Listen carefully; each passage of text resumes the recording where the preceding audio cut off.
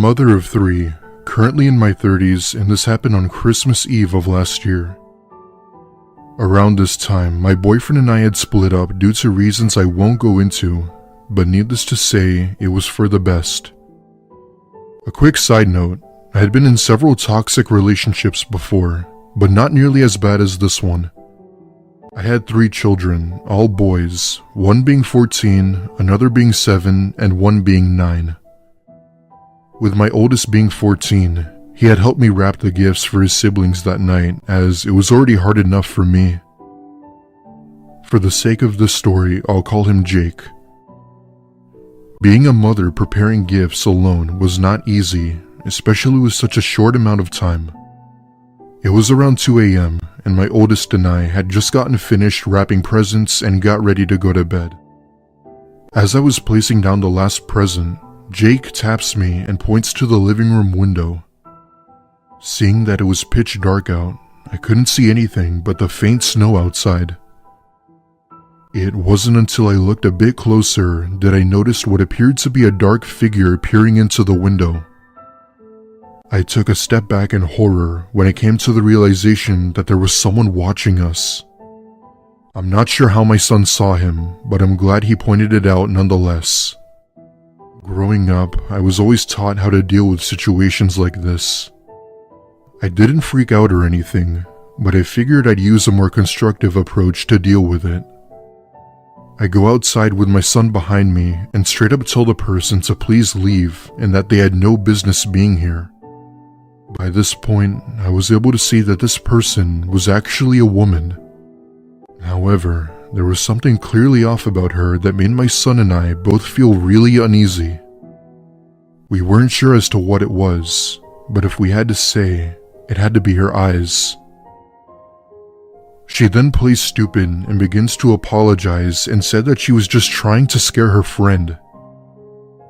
She then claimed that she had the wrong house and then went on her way, constantly staring back. That was the last we ever saw of her, but my son was always skeptical about what her actual intentions were.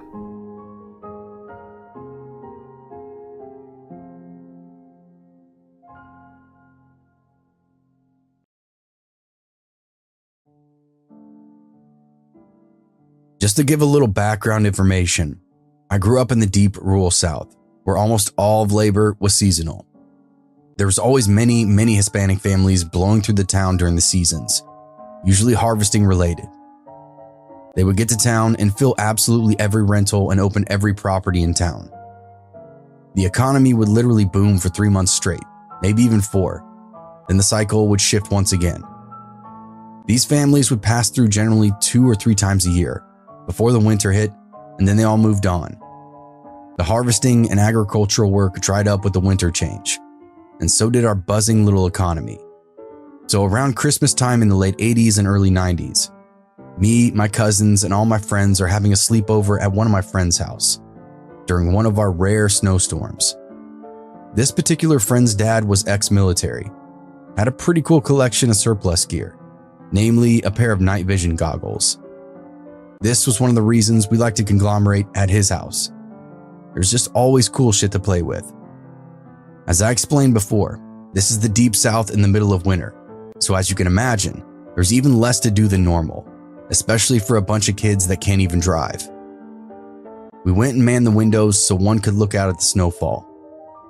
I think we were playing something akin to Army Base, so we were pretending to be scouts or lookouts and would call for an approaching enemy. Then someone would hand the goggles over to us. It was a fun way to share the coolest toy we were allowed to play with, and also keep us entertained. It felt like we were on a special mission, and every movement counted. Also, the snow and surrounding woodland looked unbelievable, way cooler than it does in the movies. You can literally see everything in motion. That's when we noticed something strange. Consistent movement coming from the nearest neighboring house. Now, this house had been abandoned for a couple of months at the time, as we all knew the family that had moved. We don't know exactly what happened, but suddenly they were getting out of town ASAP. Probably something to do with the wishy-washy economy. Either way, even the kids of the family that went to school just disappeared one day, and that was that. No one ever moved in, No for sale sign, just a big, empty, kind of creepy house in the corner. This house, in the moment, doesn't appear abandoned.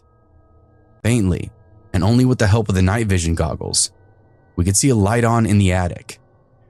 It almost appeared to be wavering or dying, maybe turning on and off. There's just something inconsistent about how it reads through the goggles. We took turns passing them around, trying to guess what we were all seeing. So as a group of teenagers tend to do, we decided we need to investigate. We went to the mudroom and started layering up on our warmest clothes for the mission at hand. Flannels, denims, coats, and then an outer shell. Black gloves and beanies came last to keep us hidden in the dark. We felt like this little paramilitary unit. Although the truth is, if anything decided to kill us, there wouldn't have been shit we could do to stop it. We were barely 12 years old at the time. We navigated the woodland rather than use the road. This made us feel even cooler. Kept us out of sight of any potential watchmen. I think we all believed there was going to be an enemy or a great mystery, so we decided we needed to sneak up on it. Sure enough, we step onto the property and there's definitely a light on the attic. It's a candle, flickering back and forth beyond the single slat window that we can see through. The wavering of the flame was what made it inconsistent through the NVGs. If it blew too hard, it almost looked like it went out. We stood there in the cold and just stared. Clearly there was someone inside of this abandoned house. Someone who probably shouldn't be in there. There wasn't a chance of any of us getting any closer to the house to actually look around. We knew the porch to be creaky, would give away our position. We slunk back into the tree line and just watched for a bit. Chased what the slender shadows we could see moving around in the attic up there. After a while, the chill got us. We retreated back to the house, where we continued to monitor with the night vision goggles until we had to go to bed. We agreed we'd investigate for real when the sun was up. The next morning, we all trekked back over to the house and, not seeing any more light from the attic, made our way inside. This was easier than it should have been, but as mentioned, we knew that kid used to live there. He showed us the loose windows and doors that failed to latch. We slipped in without much noise and closed everything behind us and then waited. We wanted to make sure no one saw us come in. After a few minutes of silence, we began to look around. As expected, the house was completely cleared out. No furniture, no decor, nothing. There were stains on the walls from where the pictures had been hanging. The drawers and cupboards were totally empty. There wasn't any evidence of a squatter, vagrant, or serial killer. There was only one place left to look. Now, this could have been just us teenagers having an overactive imagination, but I swear that when we pulled open the trapdoor to the attic, a cold wind rushed past us. Everyone from the front of the line to the back felt it, which is why I still don't deny that it happened. This wasn't the most unbelievable part, though. As we climbed up into that attic, we noticed it was just as barren as the rest of the house, save for the one central feature. There, in the middle of the attic, was a bloody sacrificed lamb nailed to a crucifix. Those of us in the lead that actually got into the attic had a full meltdown, screaming, backpedaling, trying to get away from the carnage. The smell was horrendous, and there at the foot of the crucifix were a pair of burnt out candles. We ran back down the ladder, then down the hall, and barreled through any manner of exit that we saw fit. No one bothered to close anything behind them. After that, we made a tear through the thicket and back to our friend's house. We went straight to his dad and told him. This is the same military dad with all the badass equipment. We were actually elated it was him that we got to tell. No one was more prepared than the guy with the machine guns and night vision goggles. He didn't really have the reaction that we wanted, though. He laughed and told us to just carry on. It was only after 20 minutes of breathless pleading did he actually start to listen. We went over it as detailed as possible, from last night until now, of exactly what we'd seen. Our friend's dad tucked a pistol into his waistband and then wandered over to the property. He poked around for a minute before he came hustling back and called the police. There's a big story, a big report, and it never went anywhere. Like I said at the beginning, Because of the nature of the town we lived in, there was always weird people rolling through, which meant weird shit was always happening. In the South, we also had the misfortune of having our law enforcement caught up with the tail end of the satanic panic, so they didn't really have the urge to get to the bottom of it. My cousin says he thinks maybe it had something to do with the weird sect of Catholicism or something. But the scariest part to us is that we almost went into the house during whatever ritual was taking place. It could have been us nailed to that crucifix. This happened on Christmas Eve of 2021. My brother, who was 22 at the time, and I, a female 31 at the time, lived together in a city about 2 hours away from our hometown where our parents still live. I'll call myself Riley and my brother Shadow for privacy. Our mother's birthday is Christmas Day, so as a family, we've always celebrated her birthday on Christmas Eve growing up. However, now that my brother and I are managers at our jobs, sometimes it's harder to get the day off to be able to travel home. Luckily that year we were able to work it out and actually come home on Christmas Eve, and later on in the story, for the safety of my parents, I'm really glad we came home that extra day early. We get home on Christmas Eve at about 5 in the afternoon. We have our mom's birthday celebration with cake and presents, just the 4 of us. Me, Shadow, and her mom and dad. It was a great time. Winding down that night, we had decided to watch some Christmas movies to get into that holiday spirit. Dad tends to fall asleep pretty easily when he sits down, so he was starting to nod off at about 20 to 30 minutes into the movie. Shadow and Mom are talking on the other couch, and I'm distracted by my phone when suddenly there's a loud knocking at the door. It's nearly 9 p.m. at this time, and we were not expecting anyone. To help visualize, the front door has a window in it, but the glass is designed in such a way that it lets light in, but you can't actually see inside. I'm sitting on a couch that is directly in front of the door, further in past the foyer into the open vaulted living room, as well as the kitchen open concept. I can see a figure standing there, and for some reason, my stomach sank and I felt really scared all of a sudden. I almost feel like my body knew something was wrong, but my mind hadn't caught up yet. I slapped Dad lightly on the arm to wake him up as the guy knocks loudly yet again. In his half-sleepy state, I tell him, "Dad, someone's at the door." Well, he gets up and opens the door instead of using the home security system to talk to this person via the doorbell camera. I can't remember specifically what the man at the door had said, but it was an older guy, probably mid to late 60s, and he kept repeating to my dad, "She's here. I need to see her." The stranger did say a name, but I don't remember the context, so for the sake of the story, we'll just call her Sandra. "Sandra lives here. She has my medicine, and I need my medicine," he repeats to my dad. Nobody named Sandra lives here, sir. You have the wrong house," Dad said back. I felt my heart start to race as I jumped up to the door, feeling the need to help. Shadow and Mom jumped up too, and eventually all 4 of us were at the door telling this man that he had the wrong house, when suddenly he began to force his way past my dad, nearly knocking him over. Now, Dad is not a small man by any means. He's over 6 foot tall and over 300 pounds. I couldn't believe at the time that this scrawny man had been able to catch my dad off guard. In what felt like slow motion, I hold up Dad as he, Shadow, and Mom start trying to close the door. The man had his hand on the door's edge and refused to let go, still managing to push against all 4 of us. Shadow begins to punch the man's hand on the door repeatedly to get him to let go, taking about 6 or 7 punches before the man lets go in pain, and as he falls back, the door slams shut. We lock the deadbolt quickly before the man has a chance to try and open it again. The stranger immediately begins banging on the door so hard that it feels like he's trying to break it, and all the while screaming for this Sandra woman. I immediately decide to call 911 while my mom tries to go find something to defend us. We've always lived in this city, and my parents never owned guns, So the only thing my mom found was a rather large sturdy rolling pin. Better than nothing at the time.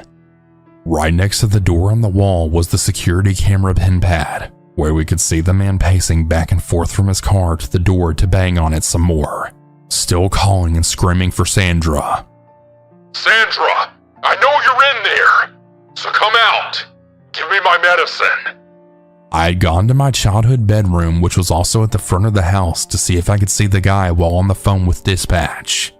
It took about 15 minutes for the police to finally show up. In that time, the guy had walked all around the front of the house. It felt like he was looking for a place to get in, but my parents had a privacy fence all the way around, so we got really lucky with that. He also randomly had a bag in his hand at one point, which he didn't have initially. I thought that was strange. The cops pull up behind the man's truck, which was in our driveway. One starts talking to him near our front door, while the other stands closer to the guy's vehicle. I don't remember all of the conversation, but they ask him why he's here and what he wants. The man tells them again about Sandra and his medicine. The taller cop starts walking to our door, as the other cop convinces the man to walk back towards his truck. My parents open the door to the cop as I then rejoin them from the bedroom. We explain to the cop what had happened, and we tell him how the guy tried to force his way inside the house. Dad also tells him that they've lived here for over 10 years and have never heard of this Sandra. Dad goes outside with the cop, and eventually we find out that Sandra is my parents' new next-door neighbor who had moved in less than a month prior. The man was her ex-husband. They had only been separated for less than half a year and were still doing things for one another, and that included Sandra picking up his medications for him. She also explained that during the time he was banging on our door, when I had seen him going to the side of the house, he had actually gone and got the medicine from her at the house next door, and yet came back to our house and continued to bang and yell on our door for her for some reason. That was the bag that I'd seen in his hand. The cops took down our information, and he let the guy go on the grounds that he wouldn't come back, and he agreed. I don't know what was going on with him mentally, and the cops never got back to us on anything, so I guess it was just forgotten about. All I know is Christmas Eve will never be the same for us, and I'm really glad Shadow and I were able to come the day early, because if we hadn't, I don't know what would have happened if our parents had to go through that all alone. Stay safe this holiday season, everyone, and don't forget to always check the door before opening it, whether that's through the peephole or your doorbell camera. Don't risk it, and be safe.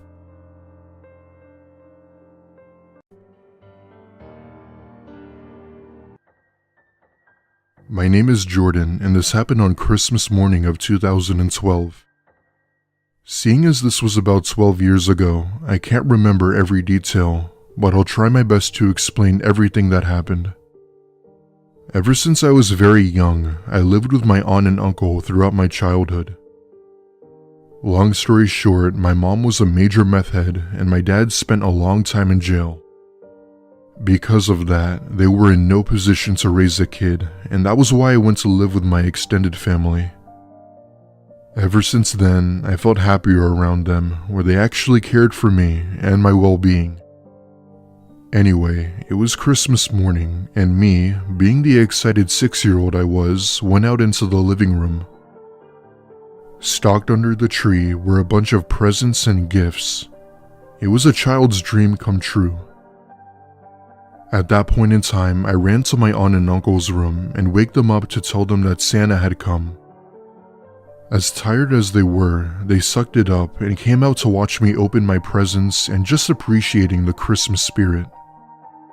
I'd say it took us a full hour to open all of the presents before cleaning up all of the open wrapping paper and other trash. As I was holding the trash bag open, I thought I could see something from the corner of my eye by the stairs. That's when I look over and see 2 pairs of shoes walking upstairs. Being only 6, I could only assume it was Santa, and I had dropped my bag and ran towards the stairs. I remember just looking up at the top of the stairs when my aunt asks me what I was looking at. I just responded with Sansa and pointed up the stairs. This made my aunt and uncle laugh it off as me being imaginative or trying to be funny in some way. My aunt comes over to me and grabs me by the hand and then looks up at the stairs when she saw it. At the top of the stairs in the guest bedroom was someone hiding behind the door. The room upstairs was dark, so she couldn't tell if it was a man or a woman. My aunt screamed at the top of her lungs and told my uncle to call the police. This caused me to start crying as I didn't understand what was going on at the time. According to my aunt, whoever was up there didn't bother trying to run and just sort of stayed where they were hiding. Our neighborhood was located not too far from a police station, so they were able to get here pretty quickly. However, in similar situations like this, whoever we saw upstairs was gone. He got away with it scot-free. We always kept our doors locked at all times, so it would be extremely difficult for someone to just break in like that. Mind you, we had a dog too, so the fact that he didn't sense that someone else was in the house made the situation even more weird. This made my aunt and uncle believe that whoever was in our house was someone we knew. We almost never used the upstairs, as it was only for guests or for company staying over. My aunt had some valuable stuff in the closet of that room, nearly $5,000 worth of stuff, and most of it had been taken. Police had found no evidence as to who it might have been, and we aren't sure as to how they got away. My uncle believes it had to be through the upstairs window, but that hasn't been confirmed nor denied. 2 weeks later, my uncle had went upstairs to fix a pipe that had apparently been leaking when he found something disturbing. In one of the closets upstairs, he had found various kitchen knives stabbed into the wall, along with several food wrappers and a sleeping bag. The sleeping bag being my uncle's. Whoever it was had been living in our home for God knows how long and had since been eating our food. In fact, this explains why we were so suspicious about how our food had been disappearing so fast. While my aunt and uncle believe it could have been someone we knew, I believe it had possibly been a squatter seeking shelter. This would explain why they were eating our food and why they had stayed in the house. We haven't seen that person since, and I'll always remember what happened that one Christmas.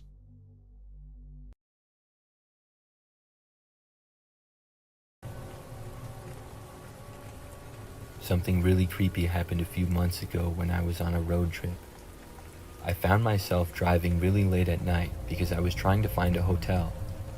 I had stopped at a gas station, but I had no service, so I started driving to hopefully get service in the next town.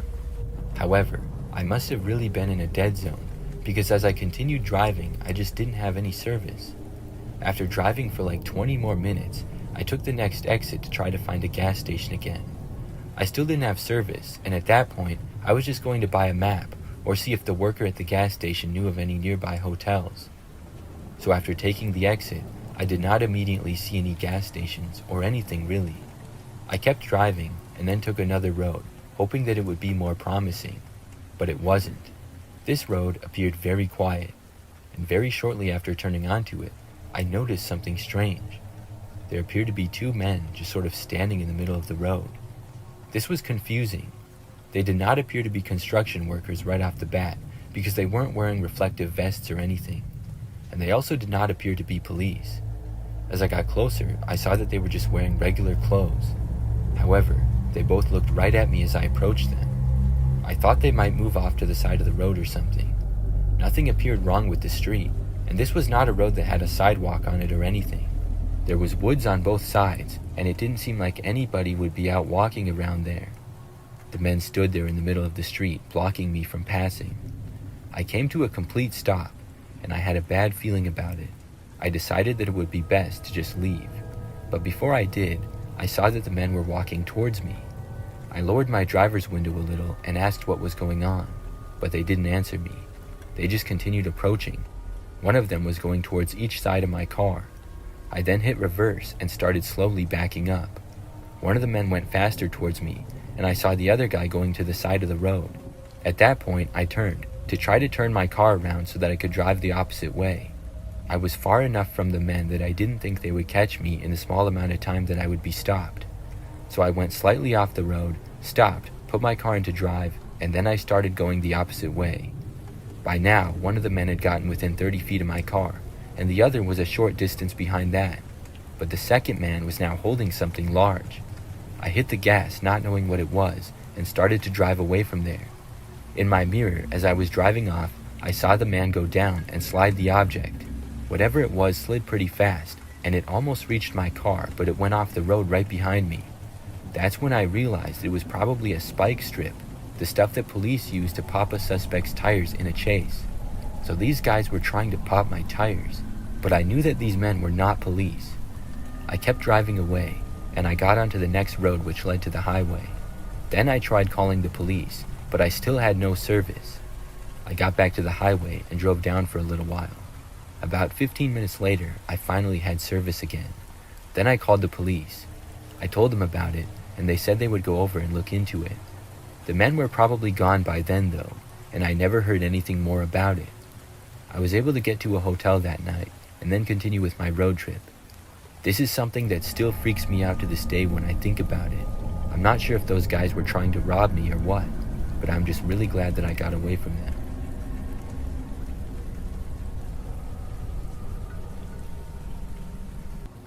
One night in the middle of nowhere, I had a freaky situation happen to me. I was visiting my grandma, who lived out in the middle of nowhere. She had a house on the lake, and to get there required driving down a long dirt road for many miles.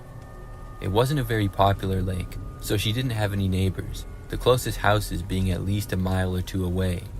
Because it was such a long drive, whenever I visited, I would just naturally stay the night in her guest bedroom so that I wouldn't have to drive long, tiring hours in the darkness.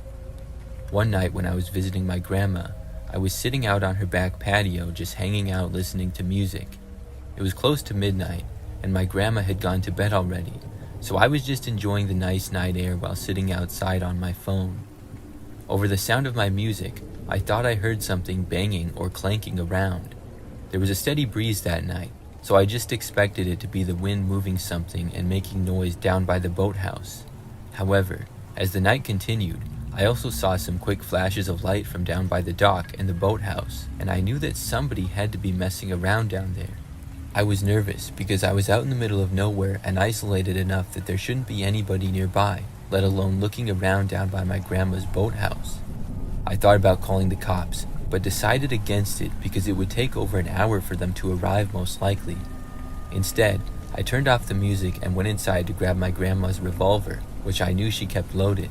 Upon coming back outside the patio, I saw occasional movements of light down by the boathouse, so I decided to confront whoever it was now that I had a weapon. I called out to stop messing around by the dock and to reveal themselves and leave the property.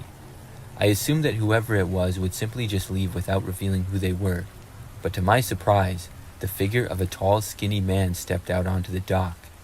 Illuminated by the moonlight, all I could see was his figure at first, but as he approached, I saw that it was an older gentleman.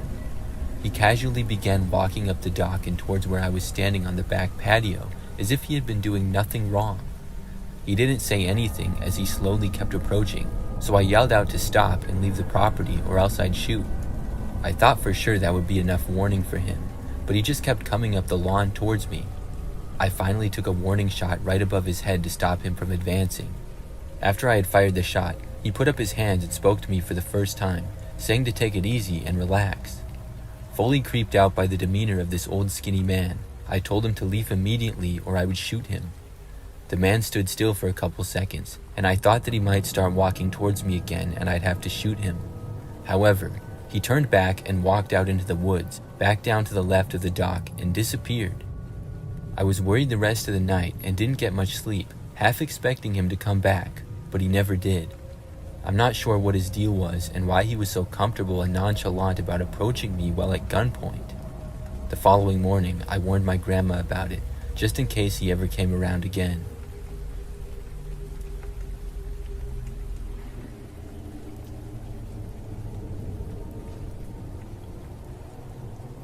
This happened to me 2 years ago, and I still remember it like it was yesterday.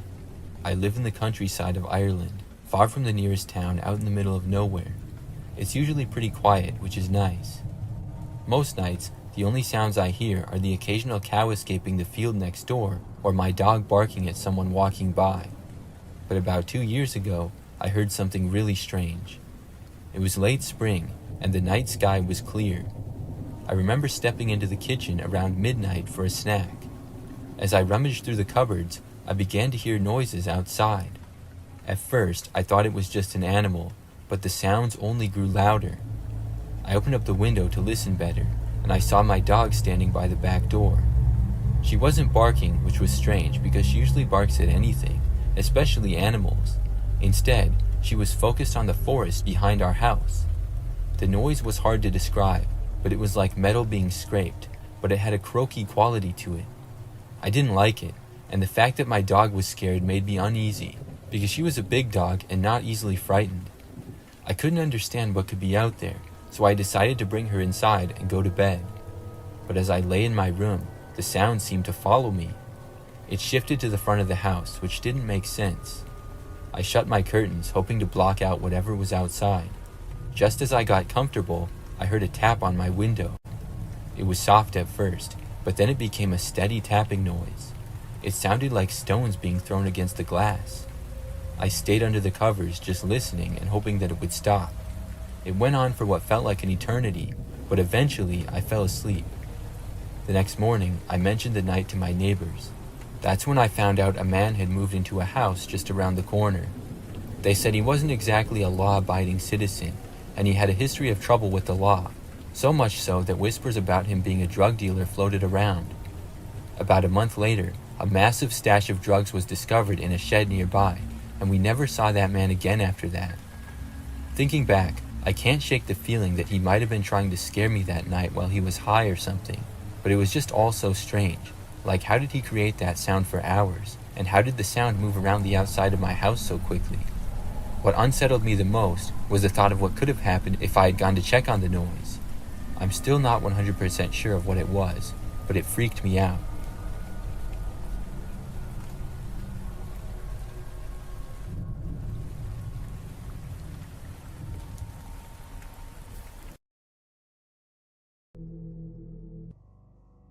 A long time ago, my job had an office near the Canadian border in Washington State. I often had to travel up there to help train staff. Being a bachelor in my late 20s and liked getting away for a few days, I was always up to making some extra cash by volunteering to go whenever help was needed up there. I would usually fly up there, but there were a few occasions where I would have to bring some equipment with me and would drive. This one particular time was about 17 years ago. We had bought a bunch of equipment wholesale and would have to be delivered, along with some other odds and ends, to our office in upstate Washington. Of course, everyone knew that I would volunteer for the drive. I would be driving a box truck up there and would have to fly back. Prior to this, I would always drive a company car or an SUV, but I wasn't too worried. The box truck wasn't that big. I always preferred to start my journey toward the end of the day because I'm one of those people who like driving at night. For the majority of my drive, it was uneventful. I only stopped at gas stations and the occasional rest stop whenever nature called. At some point near the California-Oregon border is when things started to get strange. It was approximately 1 o'clock in the morning. I had to stop at a rest area. It was probably the last one on the California side. In the far distance, I do remember seeing some truckers parked. But basically, the rest of the parking lot was empty. Now at this point, I wasn't really thinking anything was creepy or out of the ordinary. I get out of my truck and go to the restroom to take care of business. I took my time because I wanted to stretch my legs a bit. Once I made my exit and began walking back over to my truck, I noticed that there's a vehicle parked next to mine. This entire parking lot was open, and this person pulls up right next to me. I thought it was odd, but I brushed it off and jumped back into the truck to continue my journey. About 10 or 12 miles down the freeway, my truck begins to act funny. The interior lights begin flickering. A little while later, all the lights in the vehicle go out. The interior lights, the taillights, and the headlights. At this point, it's about 2 a.m., and I'm driving through a forested area in southern Oregon. I was more angry than scared at that point, driving 60 miles an hour in the middle of what seemed to be like a scene out of Tales from the Dark Side. I pound my fist on the dashboard and scream at the truck. Almost instantly, everything came back on. At the next rest stop, I decided to pull over again. All the adrenaline made me had to take another piss. I jumped out of my truck and went to the restroom, although this time I didn't take as long inside. When I came back out, I remember thinking that I should stay there until dawn. As I approach my truck again, I see an older guy, somewhat heavy-set, gray hair. He was standing next to my truck. I didn't see a vehicle near mine, but I just assumed that he was out stretching his legs. As I get closer, he starts up a conversation, saying something about the weather. A very light snow was falling, but not the kind of stuff that stays on the ground. I wasn't really paying much attention to him, because my first impression was he was just a lonely old guy who wanted to chat, and I really wasn't in the mood. He then said something that made my hairs stand up. As he was looking at my truck, he says, "Are you having some mechanical problems?" I stopped in my tracks, and I felt all the blood rushing to my head. I just said, no, it's working fine. I just stopped here to use the restroom." "Oh, well, I don't live too far from here. You're more than welcome to join me for a hot cup of coffee, or maybe you want to rest on the couch for a while." This guy had no idea who I was, and he was inviting me into his home? This kinda gave me the creeps, but I kept it to myself. So I basically ended the conversation with, "No thanks, I better get back on the road before the snow gets worse." As I was driving away, I see that he's walking behind the restrooms, so I think to myself, what the heck was that all about? My mind is racing and retracing my last few stops. How did this guy know that I was having mechanical problems with my truck? I suddenly thought back to the rest stop in California and remembering that car that was parked next to me. Could he have done something to the wiring of my truck while I was in the restroom? A few more miles down the road, I wasn't having any new problems with my lights, but I did have to stop at a gas station to fill up. In the state of Oregon, they don't let you pump your own gas, so while I was waiting for the attendant, I decided to go in and grab a drink. As I was waiting for my fueling, I walk around my truck and look for any signs of tampering, and then noticed up near the front fender of the truck, I could see some smears that I wasn't really sure of.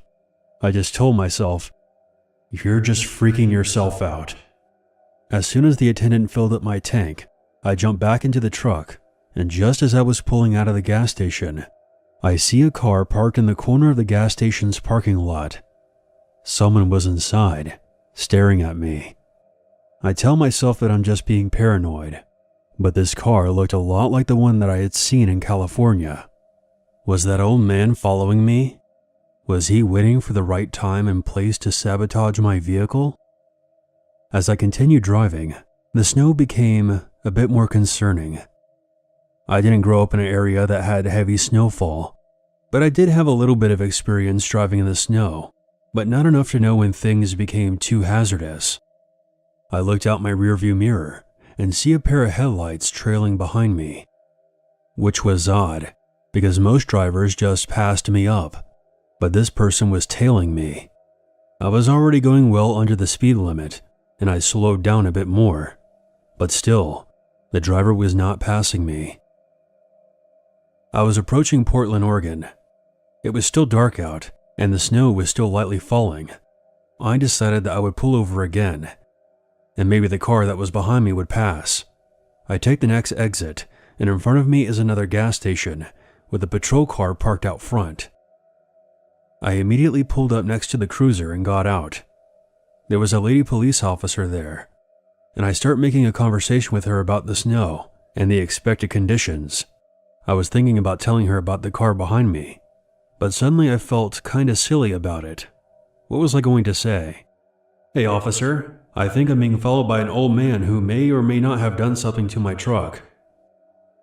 She was very nice, and she asked me where I was going and where I came from. I kept looking around to see if I could spot the car, but it was nowhere in sight. She suggested that I stop for the night and starts telling me about the dangers of driving without proper sleep, and tells me that if I go down the road a couple blocks, there was a motel behind a gas station. I decided that she was right. The stress of this entire situation was exhausting. Hopefully by the time I get back out on the road, the snow would be gone and I would be more rested. As I pulled up to the motel, I decided to park my truck behind the building so it wouldn't be seen from the road. I go to my hotel room as quickly as I could and lock the door. Honestly, I didn't get much rest. I stayed up and watched TV and nodded off here and there, jumping at every noise I heard outside. My mind kept racing back, recalling all the events from before the California border, up to my conversation with the police officer. Maybe he saw me talking to the cop and decided to back off. Maybe he was waiting for me to pull over at another rest stop to carry out whatever his plan was. Why would a stranger invite another stranger into his house in the middle of the night at a rest stop? And why did he ask if I was having problems with my truck? This all felt too strange to just be a coincidence. Finally, at around 7 a.m., I decided that enough was enough. I got up, had myself a big breakfast before checking out of the hotel, and continued on my trip to the office. Thankfully, nothing else strange happened, but I always wondered about that night. Call me paranoid, but something deep down tells me that I interrupted that old man from doing something else to my truck at the rest stop in Oregon. Maybe he was part of a robbery plot for whatever was in the back of my truck. I guess I'll never know. I just feel like I avoided something terrible happening to me.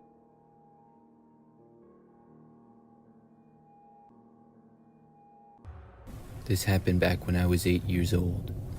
Back then, I had a friend named Max. Max and I were friends from school and would hang out at each other's houses. I remember that one Friday night, I got invited to sleep over at his house. For the most part, Max's family had a pretty average house in a common neighborhood. The living room of the house was at the front end, and the kitchen was towards the back. The bedrooms were located upstairs. So I went to his house after school with my sleeping bag, toothbrush, and some other stuff. My mom was going to pick me up from his house the next morning. When I got there, I remember I had pizza with Max and his family and we hung out. Later on in the night, I don't remember exactly why, but for some reason we were going to sleep in the living room. Maybe it was because that's where the TV was, or maybe it was just because there was more space there. But both Max and I put our sleeping bags on the floor down in the living room. When it got late, Max's parents and sister went up to bed, and the two of us hung out in the living room. We didn't stay up that much longer though, because Max got tired pretty quickly. I remember that he got into his sleeping bag and was soon out. I, on the other hand, was not that tired. I remember laying down, getting under my covers, and closing my eyes, but for some reason, I just couldn't sleep. I really didn't feel tired at all. I didn't have a cell phone or anything way back then, so I was pretty bored. I was just laying there in the dark, looking around the living room, or trying to sleep. This went on for what felt like a really long time. I would say that it was at least 30 minutes to an hour. The house was very dark, and also completely silent. Then, suddenly, out of nowhere, I heard the sound of the garage door open. It was the door that led from the garage to the pantry, which was next to the dining room. When I heard it, I was really surprised. I had no idea who that would be. For a moment, I thought maybe it was Max's father, but I had literally seen everybody in his family go up to bed in the other direction. I also could not see the garage door from where I was. You see, the living room was completely closed off from that part of the house. You had to go around a corner and enter the kitchen. Then you would have a view of the dining room and pantry area. I could only see a small part of the kitchen from where I was, and it was the opposite direction. After I heard the door open, I briefly heard footsteps, which were really quiet, but then things were pretty much silent again. I quickly became really nervous, fearing that it might be an intruder. I was expecting whoever it was to probably walk through the kitchen and either go into the living room or go upstairs. Either way, that would be walking by me if they did. I laid in my sleeping bag and did not make a sound at all, but I did look over to the corner. I didn't see anything, but I was half expecting to see somebody walk around the corner at any moment. But as I continued to watch, I didn't see anyone. I did not hear anything more either. I definitely was not tired now. I just kept laying there, not knowing what to do or what was going on for the longest time. Maybe 10 or 15 minutes later, I still hadn't heard or seen anything, and I decided to wake Max up. I went over to him and tapped his shoulder. After a few tries, he awoke, and he asked me what was going on. I told him that I heard the garage door to the house open, and I thought that somebody had entered. He asked me if I was joking, and when I said no, he seemed to wake up. After whispering to each other and discussing it for a few moments, we decided to go and look. I was pretty nervous, but Max and I got up and walked over to the corner to go and see. We walked over, and right before we reached the wall and entrance of the kitchen, we heard the sound of the door opening again. Then, as we looked around the corner, we were just in time to see the garage door closing and somebody walking out of it. We did not get a good look at all of who the person was, but we could tell that somebody had been there. After the door to the garage shut, Max and I were both completely shocked. Max then ran over to the garage door and locked it. After that, he sprinted back over to the living room and said he was going to wake up his parents. I waited in the living room as Max went upstairs and returned about a minute later with his parents. They came down and Max's father walked into the garage. We discussed what happened with his mother, and a few minutes later, his father returned inside. He said that whoever was there had left. Max's father even looked around the backyard a little bit and was confident that he didn't see anyone. At that point, everybody pretty much went back to bed. Max's parents went back upstairs, and Max and I got back into our sleeping bags. Now, Max once again fell asleep relatively fast, and I once more could not. I laid there awake for at least another 30 minutes. Things were completely silent. However, I finally started to feel relaxed and even a little bit sleepy. But just then, those feelings were interrupted when I heard the garage doorknob turn. With it being locked though, the door did not open. I figured that the person was back. Luckily, they were not able to get inside. I just heard them try the door that one time. I kept laying there and listening. There were no more noises. Eventually, I was able to fall asleep. The next morning, I told Max about hearing the doorknob turn again the previous night. We told his parents as well, and his dad searched the entire property. However, whoever had been there must have actually been gone then, because he didn't find anything. My mom soon came and picked me up after that. I didn't really hear anything more of it from Max. I stayed over at his house a few more times, and nothing like that ever happened again.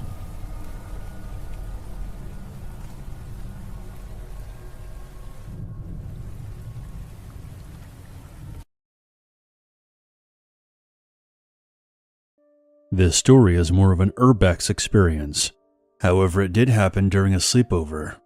It took place in Alton, which is a small countryside town in England. The town doesn't really have much to offer for young people growing up there, and for that reason, it encouraged many rebellious kids like myself to find mischievous things to do in our spare time, often without our parents' knowledge. I'm not an easily scared individual, but this experience shook me up for a whole month. I remember it as clear as glass. It was a Friday. My friend, who I will call Jack, asked me in math class if I wanted to do a sleepover at his place for the weekend. I was hesitant at first because I wasn't really a fan of sleepovers, but then he persuaded me by mentioning that there was this abandoned hospital to explore in the woods. I jumped at the idea because I was really into all things scary and had heard about this same abandoned hospital in a Mr. Nightmare video. The thought had crossed my mind to go explore it since I lived in the same town, and this would present the perfect opportunity. Of course, I said yes, and then Jack told me to be at his place at noon on Saturday. I got home after a tiring day and did some further research about this abandoned hospital online. It was called the Robertson House. After scrolling for a few seconds, I came across more YouTube videos of creators exploring the hospital, which I was surprised to see. One of the videos began giving an explanation of how this place was used to treat British soldiers who had returned from the South African Boer War. It was then reopened in 1908 and was used as a treatment center for children who suffered from tuberculosis, but for whatever reason it got shut down and was sold off in 2001. Since then, there have been stories circling the internet of paranormal activity happening within the building, from the voices of children being heard down the hallways to loud taps and bangs on the walls. I was always skeptical of the paranormal, so I didn't read too much into it. The next day, I made it to Jack's house in the afternoon, and we quickly ate dinner, barely able to contain our excitement. When we left, we told Jack's mom that we were only going to the town center and wouldn't be gone for more than a couple of hours. His mother nodded, and we set off toward the hospital. After 20 minutes, we got to the forest that supposedly led up to the hospital's estate. It was a quiet, isolated area. As the twigs snapped beneath our feet, we both picked up on just how silent it suddenly became out here. Despite being with a friend, I couldn't shake off the uneasy feeling that had hit my stomach since entering these woods. I was hoping that at any second I would hear the sound of birds, or leaves rustling, or the wind blowing through the trees. But that wish never came true. It was like all life ceased to exist in this area. I was almost regretting my decision to come here. However, I carried on, staying on high alert until we finally came across the towering bricks that I had seen in the YouTube videos. Tall grass and weeds covered the bottom half of the building, and every window was boarded up with graffiti splashed all over them. Except for one that stood out.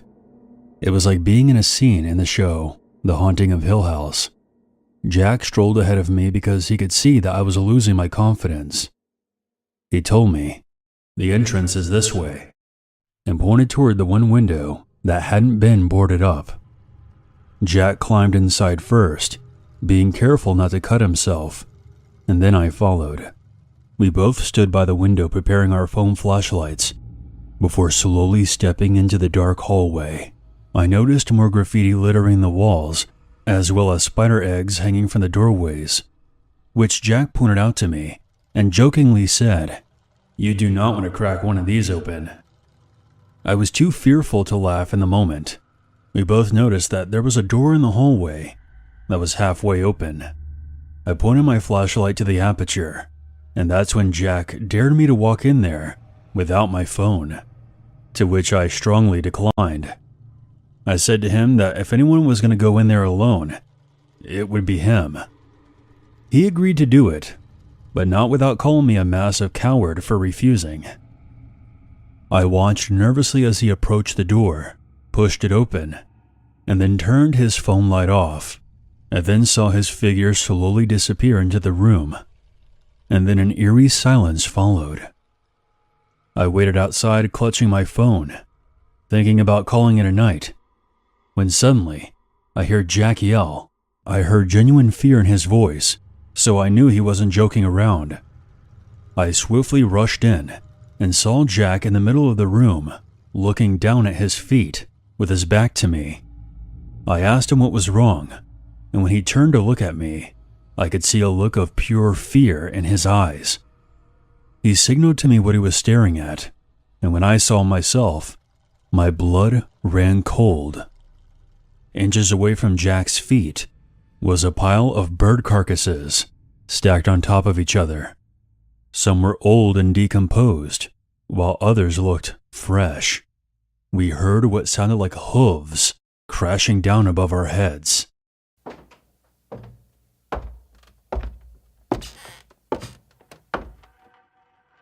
Jack and I looked at each other, confirming to me that we were both hearing the same thing, and booked it toward the exit. As I walked past the staircase, Jack yelled out, "Hey, I still want to see what's upstairs." "Have you lost your mind? I know you heard those footsteps too. There could be a squatter roaming around up there." He ignored me, and without hesitation, he shouted from the bottom of the staircase, "Hey, is anyone up there? We mean you no harm." An uncomfortable vibe followed. He then took his first step. The stairs creaked loudly as he did. My anxiety was stirring with each step he took. Even though I wanted nothing more than to get the hell out of there, I didn't want him to go alone. I approached the bottom step, but as I got there, Jack said, "Don't. You're not going up there alone. The stairs will collapse if you take another step. Just stay here." Fine. This is a really stupid idea. I'm gonna wait for you outside." He nodded to me, then disappeared out of sight. And then I made my way to the window that we entered through and carefully hoisted myself out of the building. I waited for a good minute, wondering if I had made the right choice to leave Jack in there. Suddenly, I heard the sound of sprinting, getting louder and louder, coming from inside the building. That's when I saw Jack through the window, running toward me. He then jumped out, faster than a cheetah. Before I could even ask any questions, he told me to run and to not stop. I followed after him, running faster than I ever had before, with adrenaline pumping through my veins. After what felt like a half an hour, we made it to the town's center and stopped to catch our breath. Once I regained my composure, I asked him what the hell happened in there. Jack told me that after he got to the top of the stairs, he saw a room directly in front of him and could see small glimmers of light at the bottom of the door. He then put two and two together and determined that this was the area where we had heard the footsteps coming from. He continued the story and said that when he opened the door, he pointed his phone's light into the room and saw a huge pentagram painted on the floor with candles surrounding it. When he backed out of the room and into the hallway, he then saw several robed figures standing at the end of the hallway, looking at him. That's when he decided that he had enough excitement for one night, and it was time to leave. We chose to not speak a word about this to anyone. To this day, this experience still sends chills down my spine. Who were those people in the hospital with us? Was it some kind of cult that lives out in those woods? Quite frankly, I don't need to know that badly. I stay far away from those woods now, and I advise anyone to never allow their curiosity to get the better of them in situations like this. There are some things that are better left in the forest.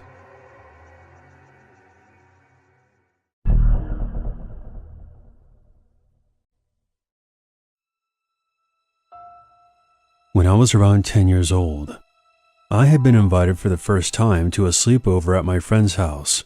We'll call her Abby. She lives pretty far away from me, so whenever we hung out, it always felt like a special occasion. I had just started becoming brave enough to sleep at other people's houses, and since Abby was one of my oldest friends, this would be a trial run of sorts. Here's a little background about Abby's family. She is the youngest of 4. Her oldest brother, who is about 10 years older than us, has pretty severe autism and continues to live full-time with Abby's parents. He was always a bit of a wild card, and as a 10-year-old girl, I always felt a little anxious around him. Anyways, there were 3 of us girls at the slumber party. We decided to sleep on the main floor of her house so we could stay up late watching movies. I chose to sleep on a couch that was perpendicular to a wall of windows that overlooked the backyard. The other girls were sharing a mattress on the floor. We threw on a DVD, but we all eventually fell asleep during the movie. Sleeping away from home has never been easy for me. I wake up frequently, and sometimes can't even fall asleep to begin with. This night was one of those times. After about 2 hours, something stirred me back to consciousness. When I came to, I was bombarded by the bright glow of the TV. After my eyes adjusted, I noticed something outside that hadn't been there before. There was someone sitting in one of the deck chairs and had positioned it to face directly toward where the 3 of us were sleeping. He hadn't noticed that I was awake, but seeing him made my heart race. I stayed totally still, watching him. It was dark, but I could still tell that he was studying us and smirking. Terrified, I watched him for a few more minutes before turning myself into the couch cushion and closing my eyes. Some time passed until I finally mustered up the courage to look again. He was gone. To this day, I have no idea who it was that had gotten into Abby's backyard and sat on her deck and watched us in the middle of the night, but the image of him sitting there, grinning, still haunts me. I thought it may have been her brother, but from what I could see, this man had dark hair and dark eyes. Abby's brother has blonde hair and blue eyes. They looked nothing alike. Luckily, we all made it to the next morning unharmed, but this was the last time I ever spent the night at Abby's house.